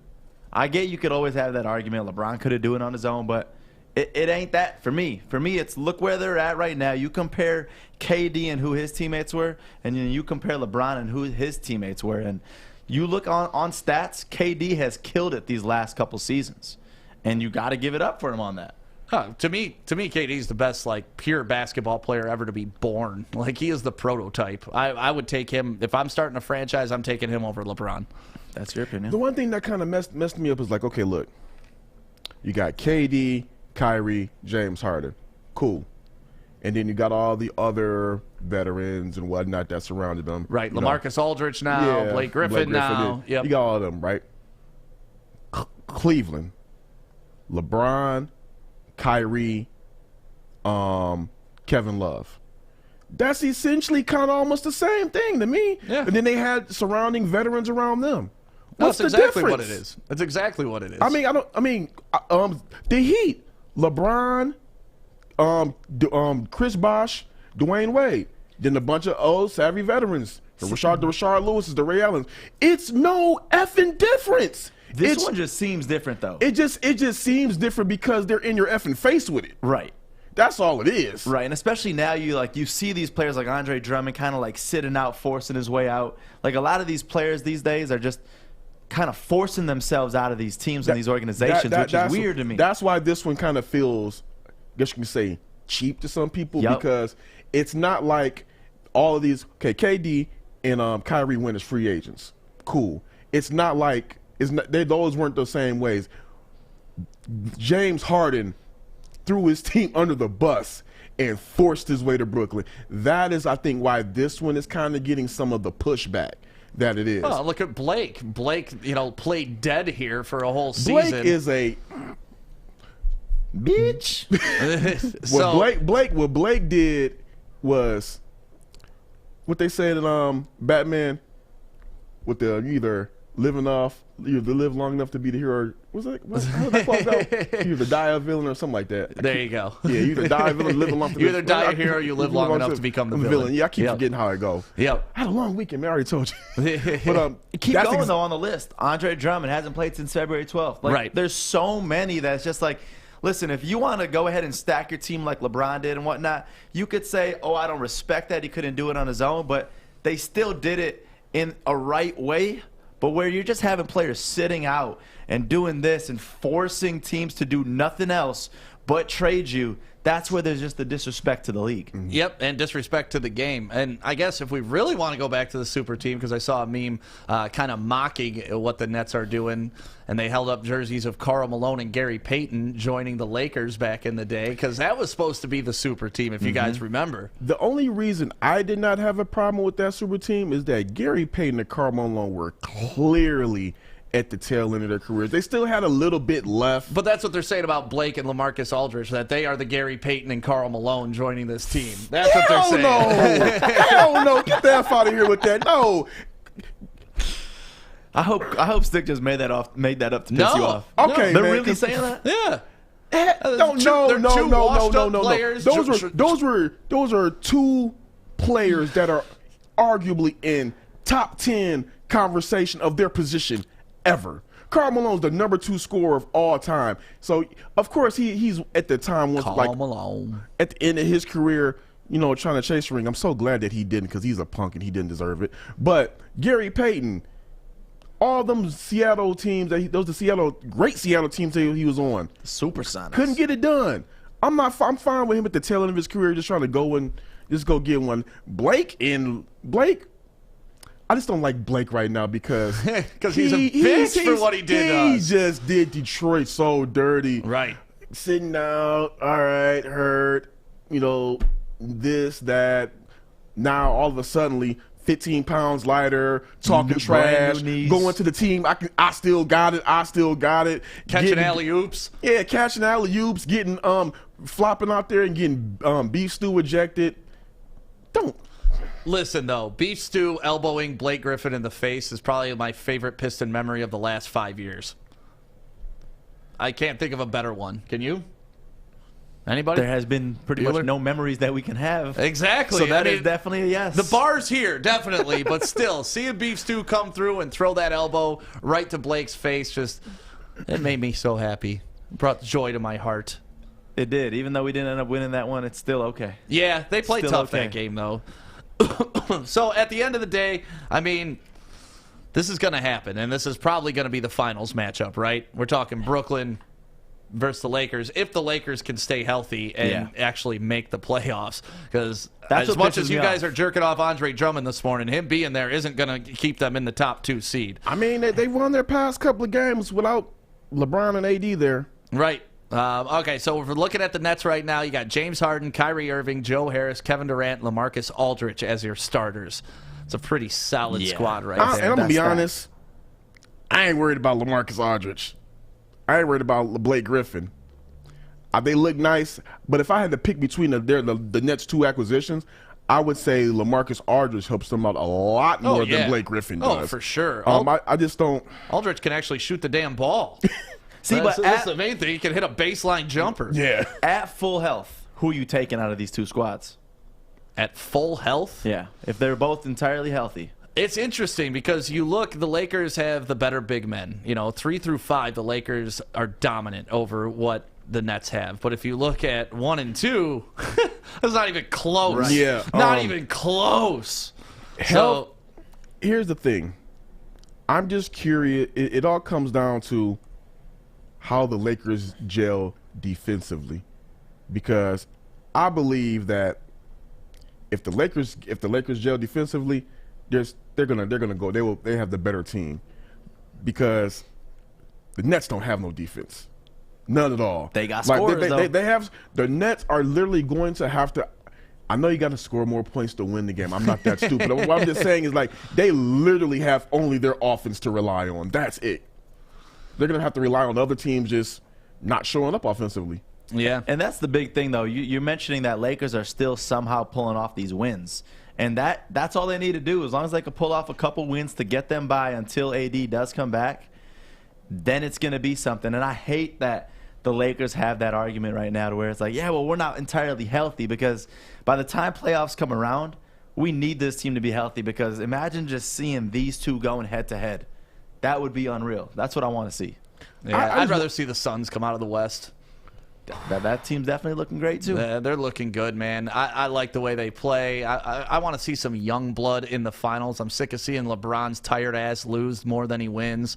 Like, just I'm over the LeBron thing. Like, let's just move on from LeBron's era. And I know he wants to play with his son, and that's probably what he's waiting around for in the NBA, but you ain't making it through seasons on the regular. You're complaining when you do have to play. Like, you can't do it unless you surround yourself with the best players in the league. Like, it's just the LeBron thing. He peaked. It's over. Let's move on. But he's not slowing down. That's the craziest part to it. He is slowing down. But, like, not drastically, like, to where he's done. And, like, you look at him and you say, oh, he's got to retire. He can still ball, but he needs to go on a minutes restriction. He needs to become like a player coach, essentially, because that's what he wants to be anyways. I'll tell you right now, I'm not a LeBron fan, but if I had to take a 36-year-old LeBron over some of these players right now, I would take him just off of his IQ alone, because a lot of those guys play.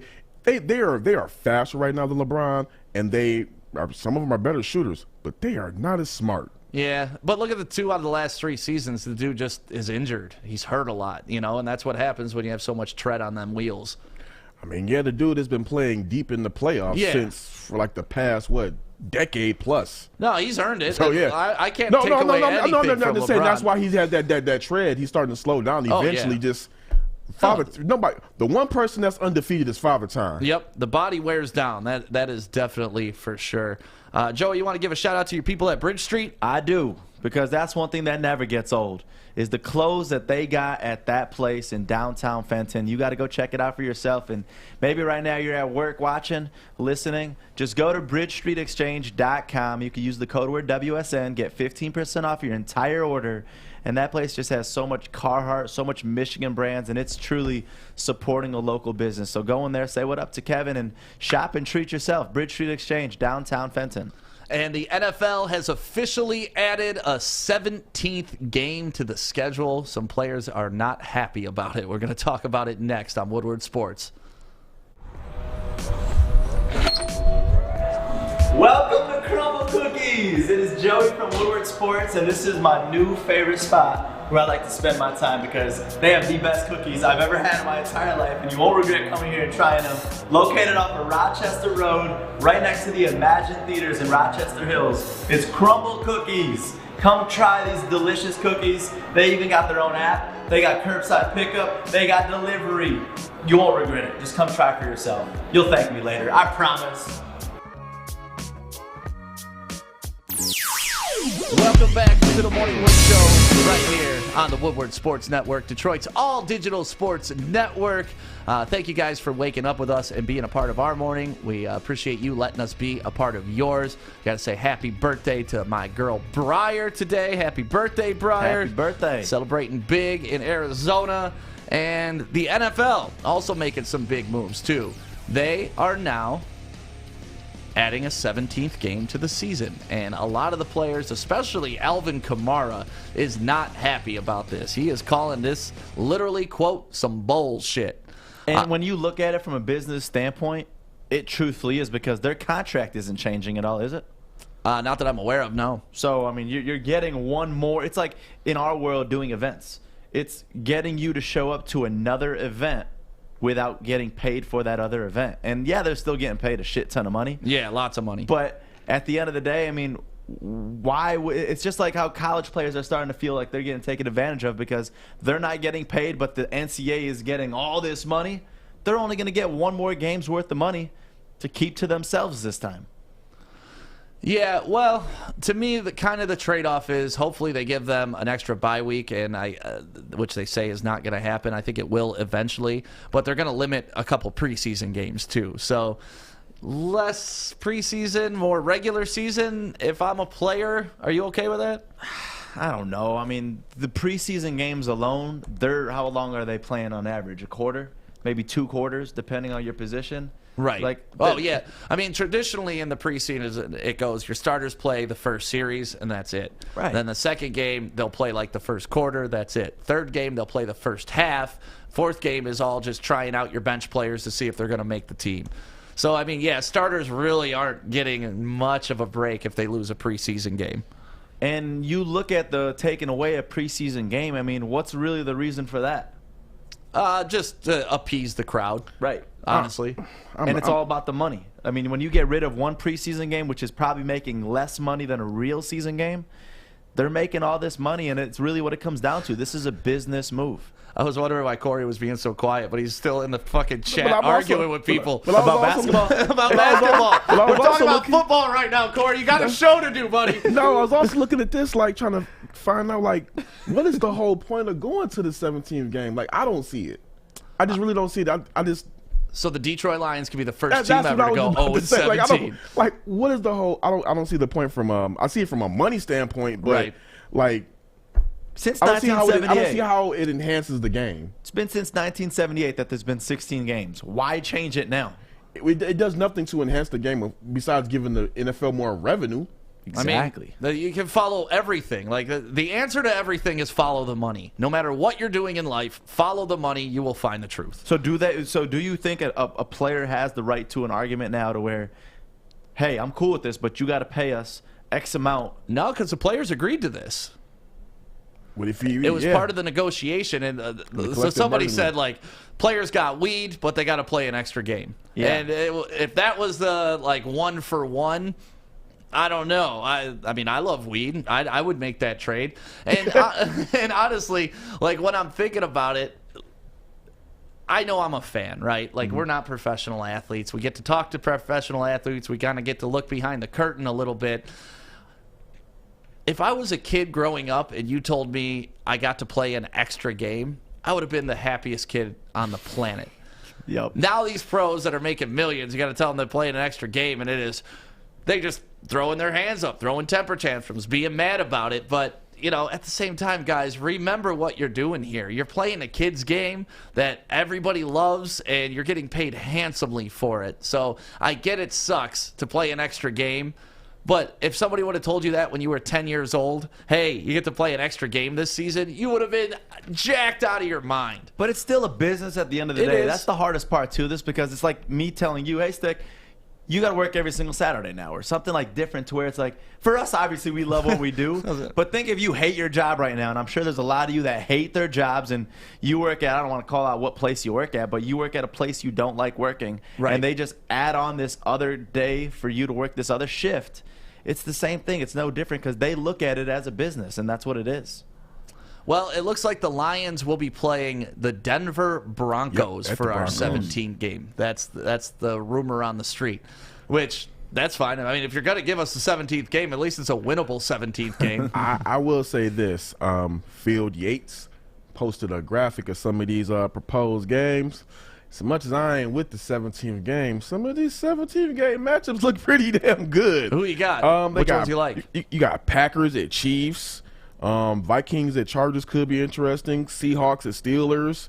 Rams at Ravens. Cardinals at Browns. I like that one. I mean, it's our division to get hard games. I like that. So the Packers some of these games loss. look kind of good. That's the thing. Listen, as a fan, I don't care. I want more football. Like, I get depressed at the end of football season. So to have one more game, I'm cool with it. To have 16 more games for the rest of the league, I'm cool with it. So you're not offending me as a fan, and that's probably exactly why they're doing it. I'm going to consume the product, even if they had 20 games. Regular season start earlier or preseason starts later? I believe what they're doing is extending the regular season because they're trying to push back the Super Bowl to President's Day or something like that. So that way that Monday's a holiday after the Super Bowl. Okay, I'm all for 17 games. But wait, but we still got to work on Monday. It doesn't matter. That's different. Listen, we loved it. This is okay. What you got, Fish? Yeah, funnily enough, I looked it up the first time they talked about that. 2022 President's Day is actually the third Monday. So, sucks to be the NFL. Oh, so yeah, even if they did move it, it couldn't happen this year? Correct. So they fooled themselves. They're like, oh, we're doing something good. Oh, it's on the other Monday. But that would be great because the day after the Super Bowl really needs to be a day off. Yeah. Or just move the Super Bowl up to 1 o'clock. That's what I would like. Give us the rest of the day, have the whole day to party. Like the 6, 7 o'clock Super Bowl with the 9-hour halftime show. I don't need it. You're still going to get more time to get drunk and party longer. That's all. I like that 1 o'clock start on Sunday, though. As long as that's my rhythm. That's what I'm used to. That's how I want my Super Bowl. Because the game doesn't end too late at nighttime. No, but I'd like the 1 o'clock start. Just imagine how much more fun that would be for a 1 o'clock start. Then you still have Monday off. Now we're talking, baby. Now we're talking. But like we said, the Lions will be playing the Denver Broncos. They're adding that to the schedule. So the NFL up to 17 games, and I don't think anybody up here is mad about it, are you? No. I mean, hell no. More Fairness NFL? to the players, I understand why the players are mad, but me, hell no, I ain't mad. Sorry, players. Get out there and play. We just want to see some great football. And, man, the draft is coming up. We're like 30 days away from the NFL draft now. Woo! I've never been this excited for an NFL draft in my life. Really? No, this one, there's just so much. It's like you always have somewhat of an idea as to where we're going for most of the teams. This year, no clue. No clue what any team's doing in the draft. Well, I mean, Trevor Lawrence, you know what the Jags are doing. That's it. But yeah, outside of that, you don't know. Is it going to be 4 quarterbacks that go 1, 2, 3, 4? Is it going to be quarterbacks that trickle out through the top 15? Are great position players falling down because everybody's going for the specialty skill positions? There's a lot of stuff going on in this draft, and I'm here for every minute of it. And remember, we talked about it last week with that Micah Parsons drill with his pro day. His stock is risen exponentially, so curious to see if somebody tries to trade up and get him, or if whether he maybe falls to Lions at 7. Yeah, well, we're gonna find out who the Lions get at 7, or maybe they trade, or maybe they pull the San Francisco 49ers and the Eagles and trade again and then trade again. Like that whole incestual trade last week to end the week was awesome. Yeah, what they was like, one trade, then 2 minutes later another trade. We was going back and forth we already know the Eagles made a trade. No, they made another one. No, they made another one. Yeah, they parlayed the pick they just got to trade back up, and it was like, man, that's some smart footballing right there. So I'm ready for the NFL draft. I think everybody else is. I can't wait. We're gonna keep talking about that leading up to it. Let's take a quick break. When we come back, Joey is gonna be on with his news. Hi, I'm David Hall from Hall Financial. And at Hall Financial, we treat our clients like family. And our number one priority is giving each of our clients 5-star service. Our passion for 5-star service, combined with our expertise, allows us to find the best possible solution for refinancing your home loan. We take the time to focus on both the individual and the numbers. We're going to walk you through the process and close your loan in half the time of our competition. Go to davidhallmortgage.com today. Good morning, everyone. Extra, extra, read all about it. Let's get into Joey's news. Let's go. Advancing to the Elite Eight, and this is the 4th time in the last 8 tournaments that the Michigan Wolverines will be in the Elite Eight, and that's just crazy. I'm proud of this team. Yeah. I thought they were going to be done when Isaiah Livers went out, but we're looking good.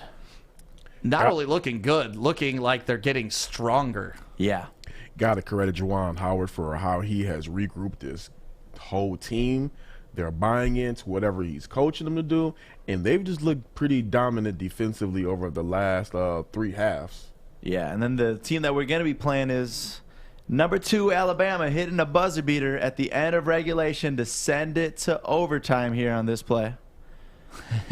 That should have been the end of UCLA season right there. Should have been, right? So we should have been playing number 2 Alabama, but they go in overtime, and somehow UCLA just pulls it off and ends up winning in overtime by 10, knocking out number 2 Alabama. So we will be playing one of the first 4 teams in UCLA. It could have been MSU, but instead it's going to be Michigan versus UCLA tomorrow night at 9:57 p.m., not 10 o'clock. Yeah, 9:57 exact.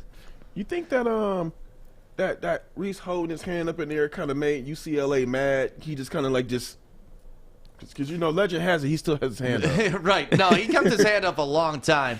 But if I'm making that shot, I'm keeping I'm still having my hand up. Even at campus after we lost. Like, I took us to overtime. Everybody else failed. Like, I did my job. And that was his only points, though. Like, that was the only shot he made in that game. So it's like he did his part. Right. Oh, man. What a great story he could have had. Right? Could have, should have, his team robbed him of glory. Hating on the teammates.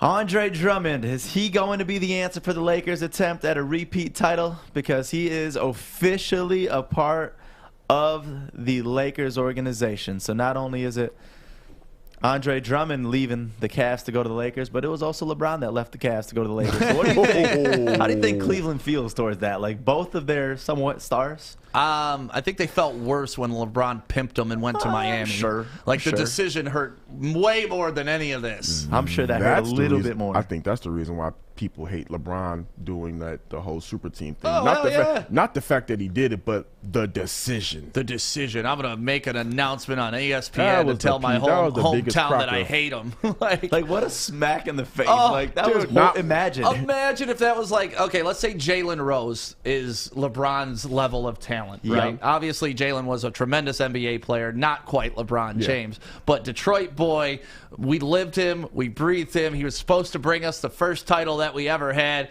and he just says, fuck you, I'm leaving. Like, that would hurt so bad. And then you missed this.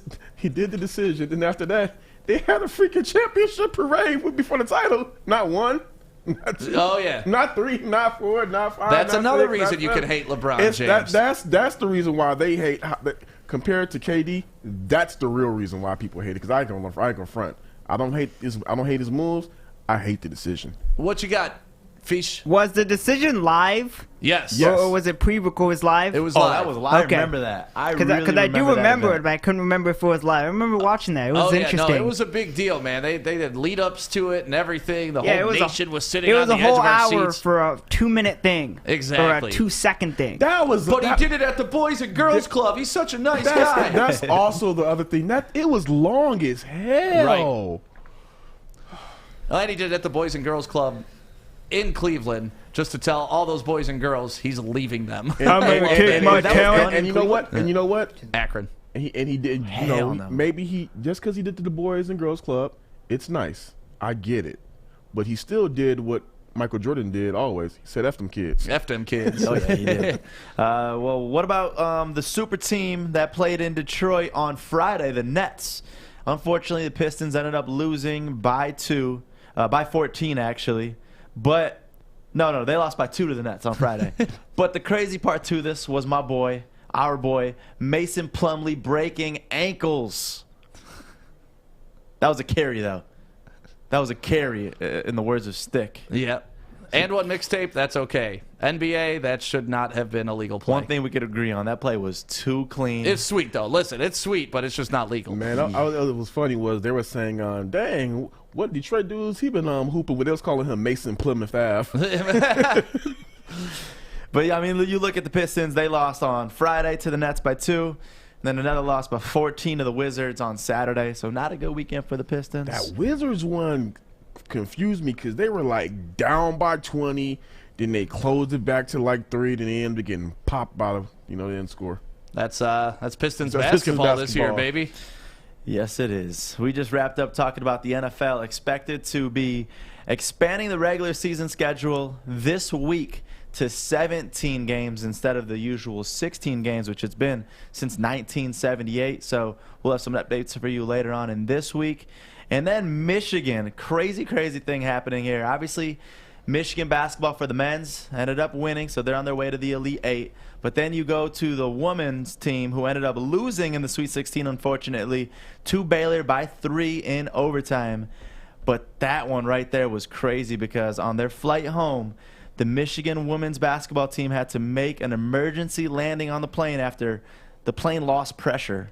And you see there them posting this selfie, looking all happy with the thumbs up after making a successful emergency landing. But that's got to be scary as heck to be on that flight, especially after losing. Especially, right. I lose and then this. If you win and then that happens, you'll feel okay after it. Right. Yeah, listen, I don't want that anyway on any of my flights.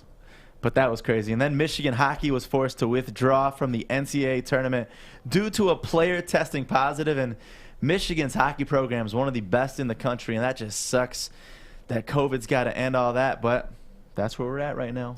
I mean, remember, it sent VCU home. Player couldn't even, somebody on the team got COVID, and they had to forfeit the game. It's just unfortunate that this is affecting people's potentially last games in their college careers and whatnot. It just sucks. Yep. And since we're on bad news right now, I might as well just continue it. Opening day this Thursday, 20% capacity at outdoor stadiums. So for Comerica Park, which normally seats 41,083 fans, you take 20% of that, it's 8,217 fans going to be allowed in the ballpark. And that I'm okay with. At least they're letting, and that's still a good amount of fans compared to the 750 fans allowed at Little Caesars Arena right now for the Red Wings and the Pistons. But what's pissing us off is tailgating is going to be prohibited.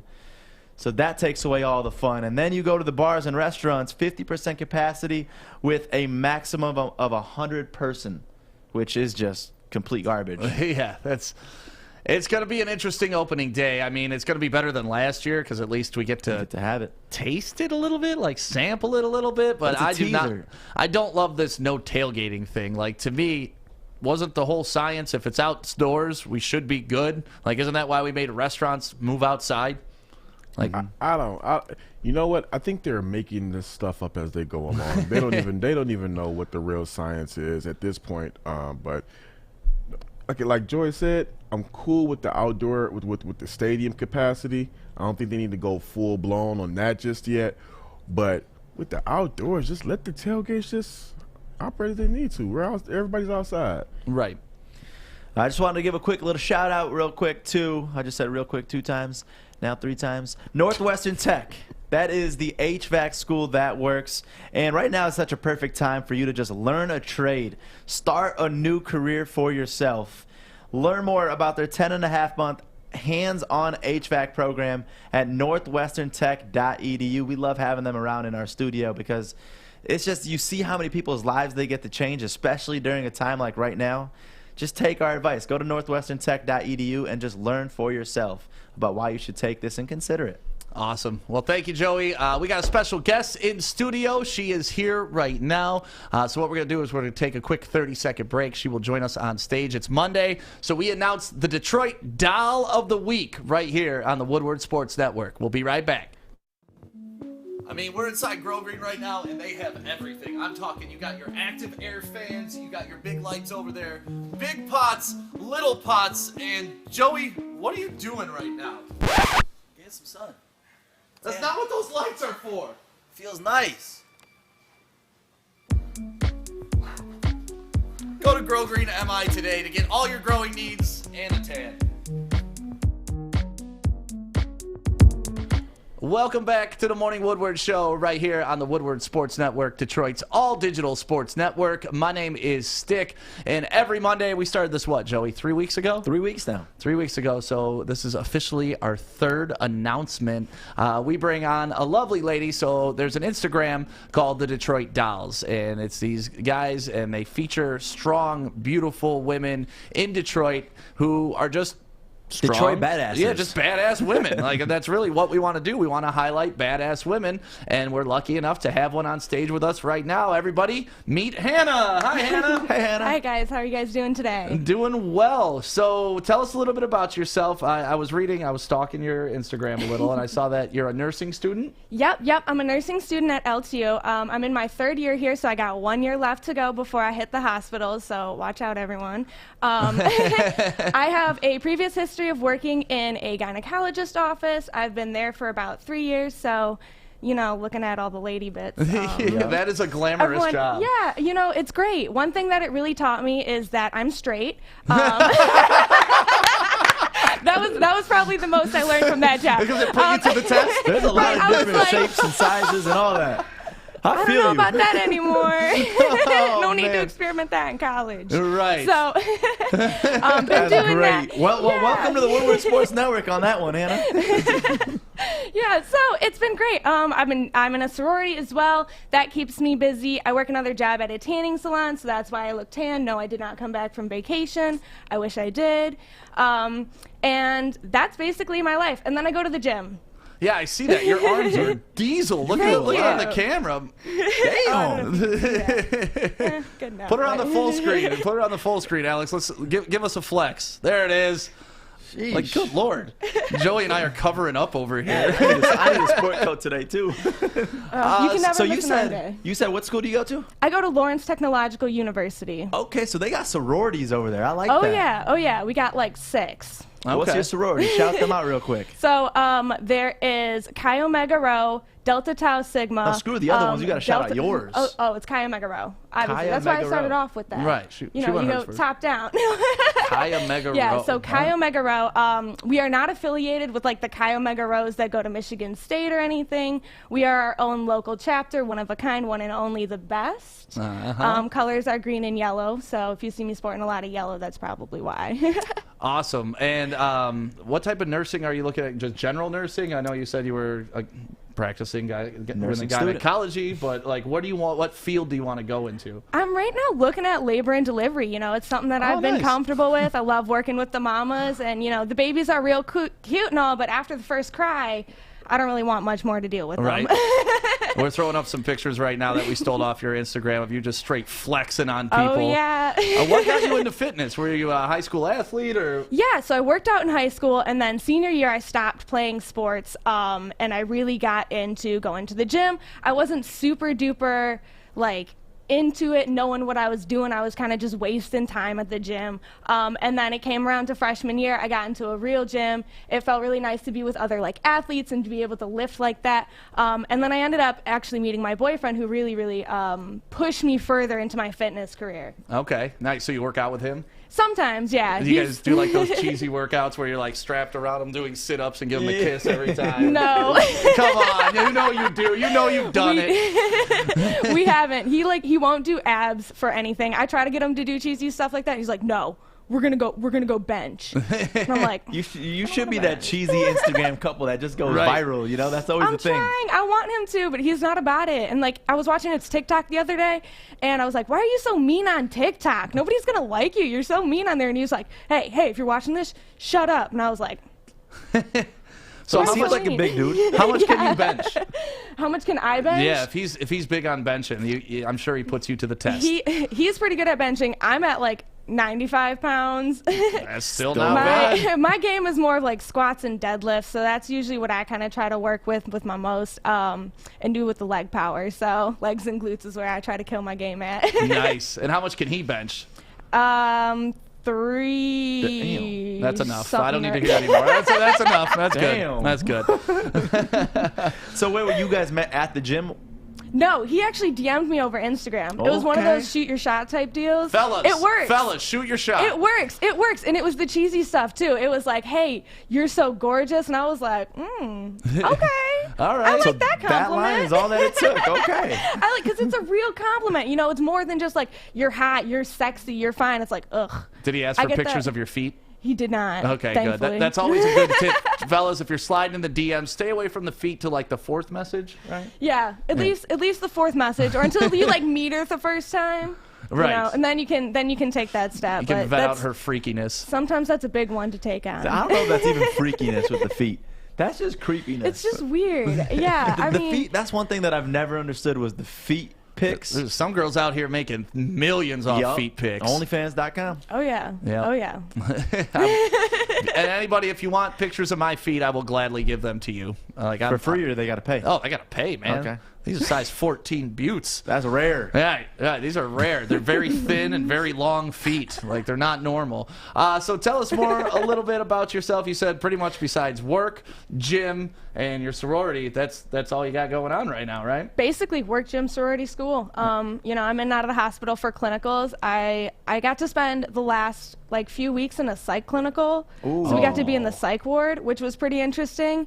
Yeah, good stories. Yeah. There's some weird stuff going on there. No, I'm always fascinated by psychology. So to be in a psych ward, it's interesting. It's interesting, but the people are so sweet, you know. And I think that's one thing that a lot of people forget is just that these people, they are real people. They are still humans, and that they are very, very sweet, and most of them are good doing. But you know, you get a little differences in your neurotransmitters, and things go wrong fast. So where'd you grow up? Tell us a little bit about Hannah. Where she all started? Where'd you grow up? High school, all that? Yeah, so I moved around a little bit. I originally grew up in Oxford, Michigan, right by Lake Orion. So I went to school in the Lake Orion districts.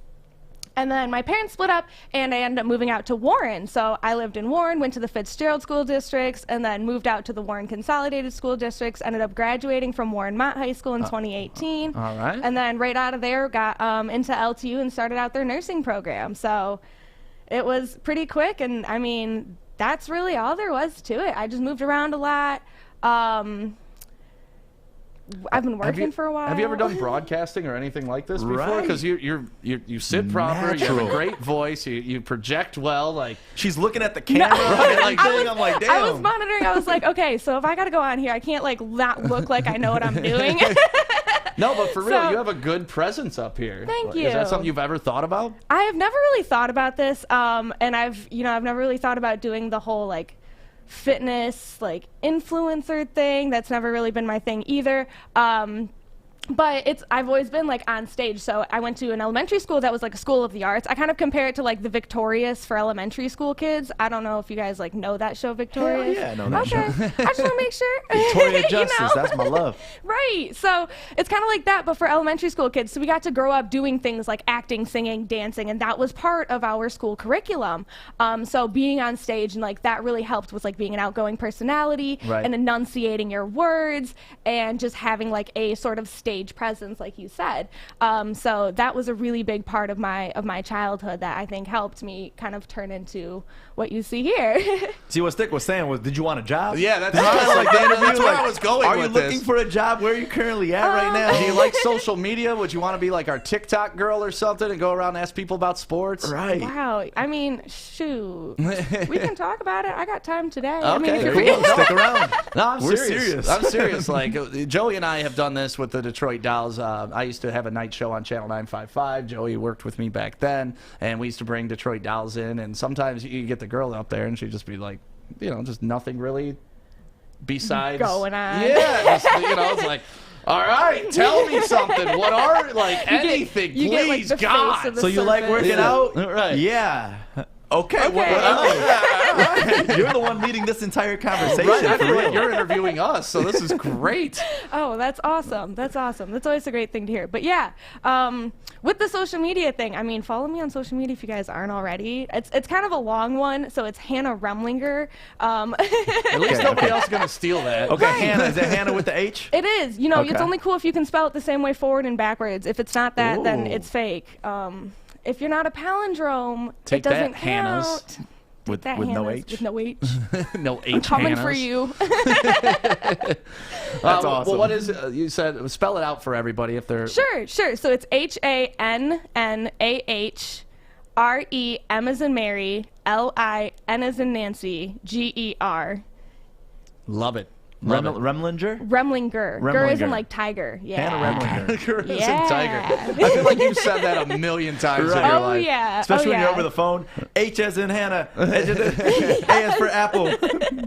And working, I mean, like I said, working in a doctor's office, I get it when people are like, is that a P, a B, a T? And you're like, oh my goodness. I mean, this just shows, though, like, you for real are just a Detroit badass. Seems like you got your life together so well at such a young age, and you got a lot of great things going on for yourself, and you take great care of yourself, which we just got to applaud you on. I mean, hey, you got to take great care of yourself. You got one body, you got one life. You really gotta live it, and you really gotta go for it. Like one thing I always say is like you gotta take the opportunity. There's only once in a lifetime you'll get some opportunities. You'll get doors that open, and if you don't go through those doors, or you miss the doors because you don't think they're doors, then you're missing out on a lot of opportunities. So you gotta take risks. You gotta go for life. If you don't, I mean, like this, for example, I usually have clinicals on Monday. This is my first Monday off. I didn't have a clinical rotation, and I got hit up by Detroit Dolls, and they were like, "Hey, you want to do an interview?" And I was like, "I don't know about that." And then I thought about it for 30 more seconds, and I was like, "Opportunity. This is a door. This is a door. Take it. Man, go through it." Are your parents still around? Sort of. Okay. Well, I didn't want to compliment. Like, it's always weird, if somebody lost their parents. But your parents have done a terrific job. I mean, you are strong, you're confident, you're on here, and you're taking advantage of opportunities. That's something that has to be instilled in you at a young age, not something you just probably came up with off the top of your head, right? Yeah, I mean, it was definitely interesting. I kind of had a more challenging childhood, if I'm being honest with you. After my parents divorced, I dealt with a lot of physical, emotional abuse, and when you're presented with these tough situations, you have one choice, and that choice is to be strong, and that choice is to power through, and that's just what you got to do. And so when you do that, it builds this character and it builds this persona that I think really just separates other people, and that's just something that's really magical about some harder experiences. No, I mean, usually the people that are more understanding and have those types of attitudes are the positive people have usually been through the most. Overcame something at their life that's gotten them to that point. Yep. So, well, Hannah, I mean, we could have this conversation go on forever. I feel like you should sit up on the desk every day, but we only had 10 minutes for you. There was a great use of this 10 minutes. Thank you so much for coming in this morning, taking advantage of that door being opened. And like I said, I'm not bullshitting about maybe putting you on TikTok and getting you a part of this network. I love your energy. I love the way you look. I love everything about your presentation of who you are. So you're a grinder too. That's something that we can definitely tell. Right. 8 minutes, we're done with the show. Don't go anywhere, okay, Hannah? All right. Thank you so much for having me. Yeah, for sure. Let's take a quick break. When we come back, it is time for Fish's Facts. You don't football at work. Hey, Drake Bell, Sean Baligian. See you guys next weekend.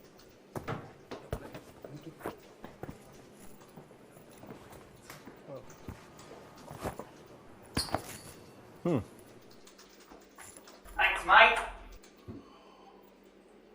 Oh, Bell's soft. Wait till it comes to New Zealand. Pour that out. It is now 9:53. We're running a little bit late, but we had to talk to Hannah a little bit longer there. That was a great. She deserved interview. those extra minutes. That's damn right. It is now time for our man Fish and Fish's Facts. Go ahead, Fish. What you got today, buddy? All right, we have. Turn your mic on. All right, There we go. have hockey. We're going to start with hockey. Today is Monday, and the weekend was this past weekend. Very exciting. We start with hockey, where the Buffalo Sabres did something that you don't really want to do. They lost. They have a 17-game win streak. They're 0-15-2. Oh, wow. Not looking very good. The record is 30, and that's the Winnipeg Jets in 1980-1981. So they got a long way to go before they suck that bad. Yes, they do. Yeah. And we hope they don't get that record. Oh, I like Buffalo. Have you guys been to Buffalo? Yes. I mean, I've driven through Buffalo. I haven't been to Been Buffalo, to the Anchor though. Bar and had their hot wings there, the Buffalo wings, the original Buffalo wings. Oh, wow, that's the spot? Damn good, yeah. They're not actually from Buffalo's. It's like from Buffalo, New York. See, fun facts with Fish, too. Yeah, that's good Go ahead, facts. Fish. What else you got? Oh, we have more hockey for you. We have a person that has played a lot of games. Patrick Marleau has played 1,756 games. Damn. And the top player is Gordie Howe. Yep, 1767. So I'm assuming that Marley will pass him. Was this just NHL games? Because I know Gordie Howe played in like the IHL and a couple. He played for the Vipers there at the end too. It doesn't say. It says all time games played. Okay. I can assume it's NHL. So we'll see. But yeah, I'm assuming it's NHL. Moving to basketball, Kyle Kuzma did some good stuff over the weekend. He got 21 points. He got 11 rebounds, 5 for 15. He is the 5th Laker with 15 plus 3-point attempts in a game, joining Kobe Bryant, Nick Van Exel, KCP, and Chauncey Atkins. Chucky Atkins, baby. You can't forget Chucky Atkins. Part of the 03 Pistons. He actually got a ring for the 04 Pistons, too. They sent him one. Chucky! Do we highlight that, though? 5 for 15 on threes? Do we highlight that? We just did. We highlighted 15 attempts. That's 15 what we highlighted. attempts, yeah. All right, Fish, what else you got? We have a person that did really bad and played a lot of minutes. P.J. Washington for the Hornets played 44 minutes yesterday. And, a lot of bagels and donuts on that board. The most scoreless minutes by a player with at least one 3-throw attempt since 1983. And he had a free throw attempt. Hey, it's cool. He going home to Brittany Renner. Okay. He ain't mad. He's winning at life. He's winning at life. Yeah. In 8th grade, I made the basketball team, and I scored 0 points that year. I had a chance to score at a free throw, and I completely missed the free throw, and that's my 8th grade basketball. Did you play 44 minutes? I played a lot. I wanted to be Dennis Rodman, so I wasn't about trying to get them buckets, but I made it to the free throw line. Did not convert. But you didn't me and another kid were the only 2 kids on the team that didn't score all season. You didn't have 0 rebounds and 0 steals or 0 assists. Oh, no. I had like a couple hard fouls, rebounds, assists. Like that's the glue guy. All right. Our favorite player, Andre Drummond. We have a stat on him. He has more 2020 games than Anthony Davis, Embiid, Karl Anthony Towns, Giannis, Jokic, and Vucic combined. Yeah, so he does got a lot of 2020 games, but that's what happens when you play for crap teams for so long. And that goes to Corey's point.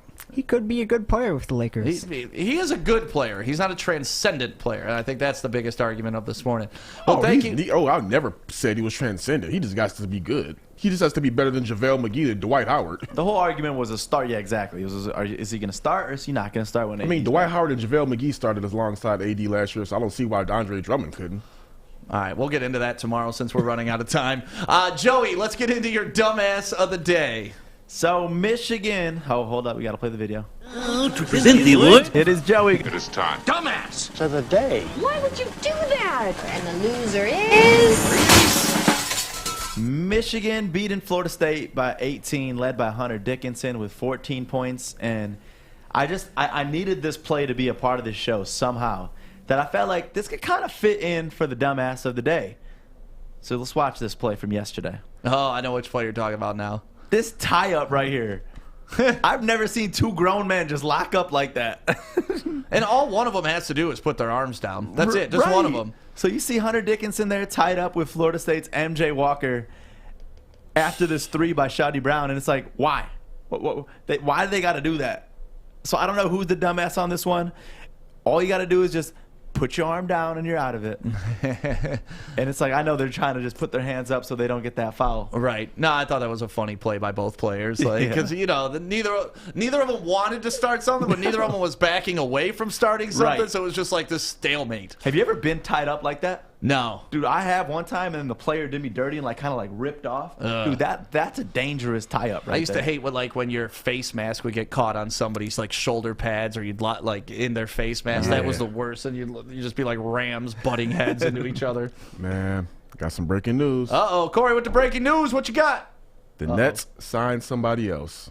Now who they got? Who did they sign? Can't believe it.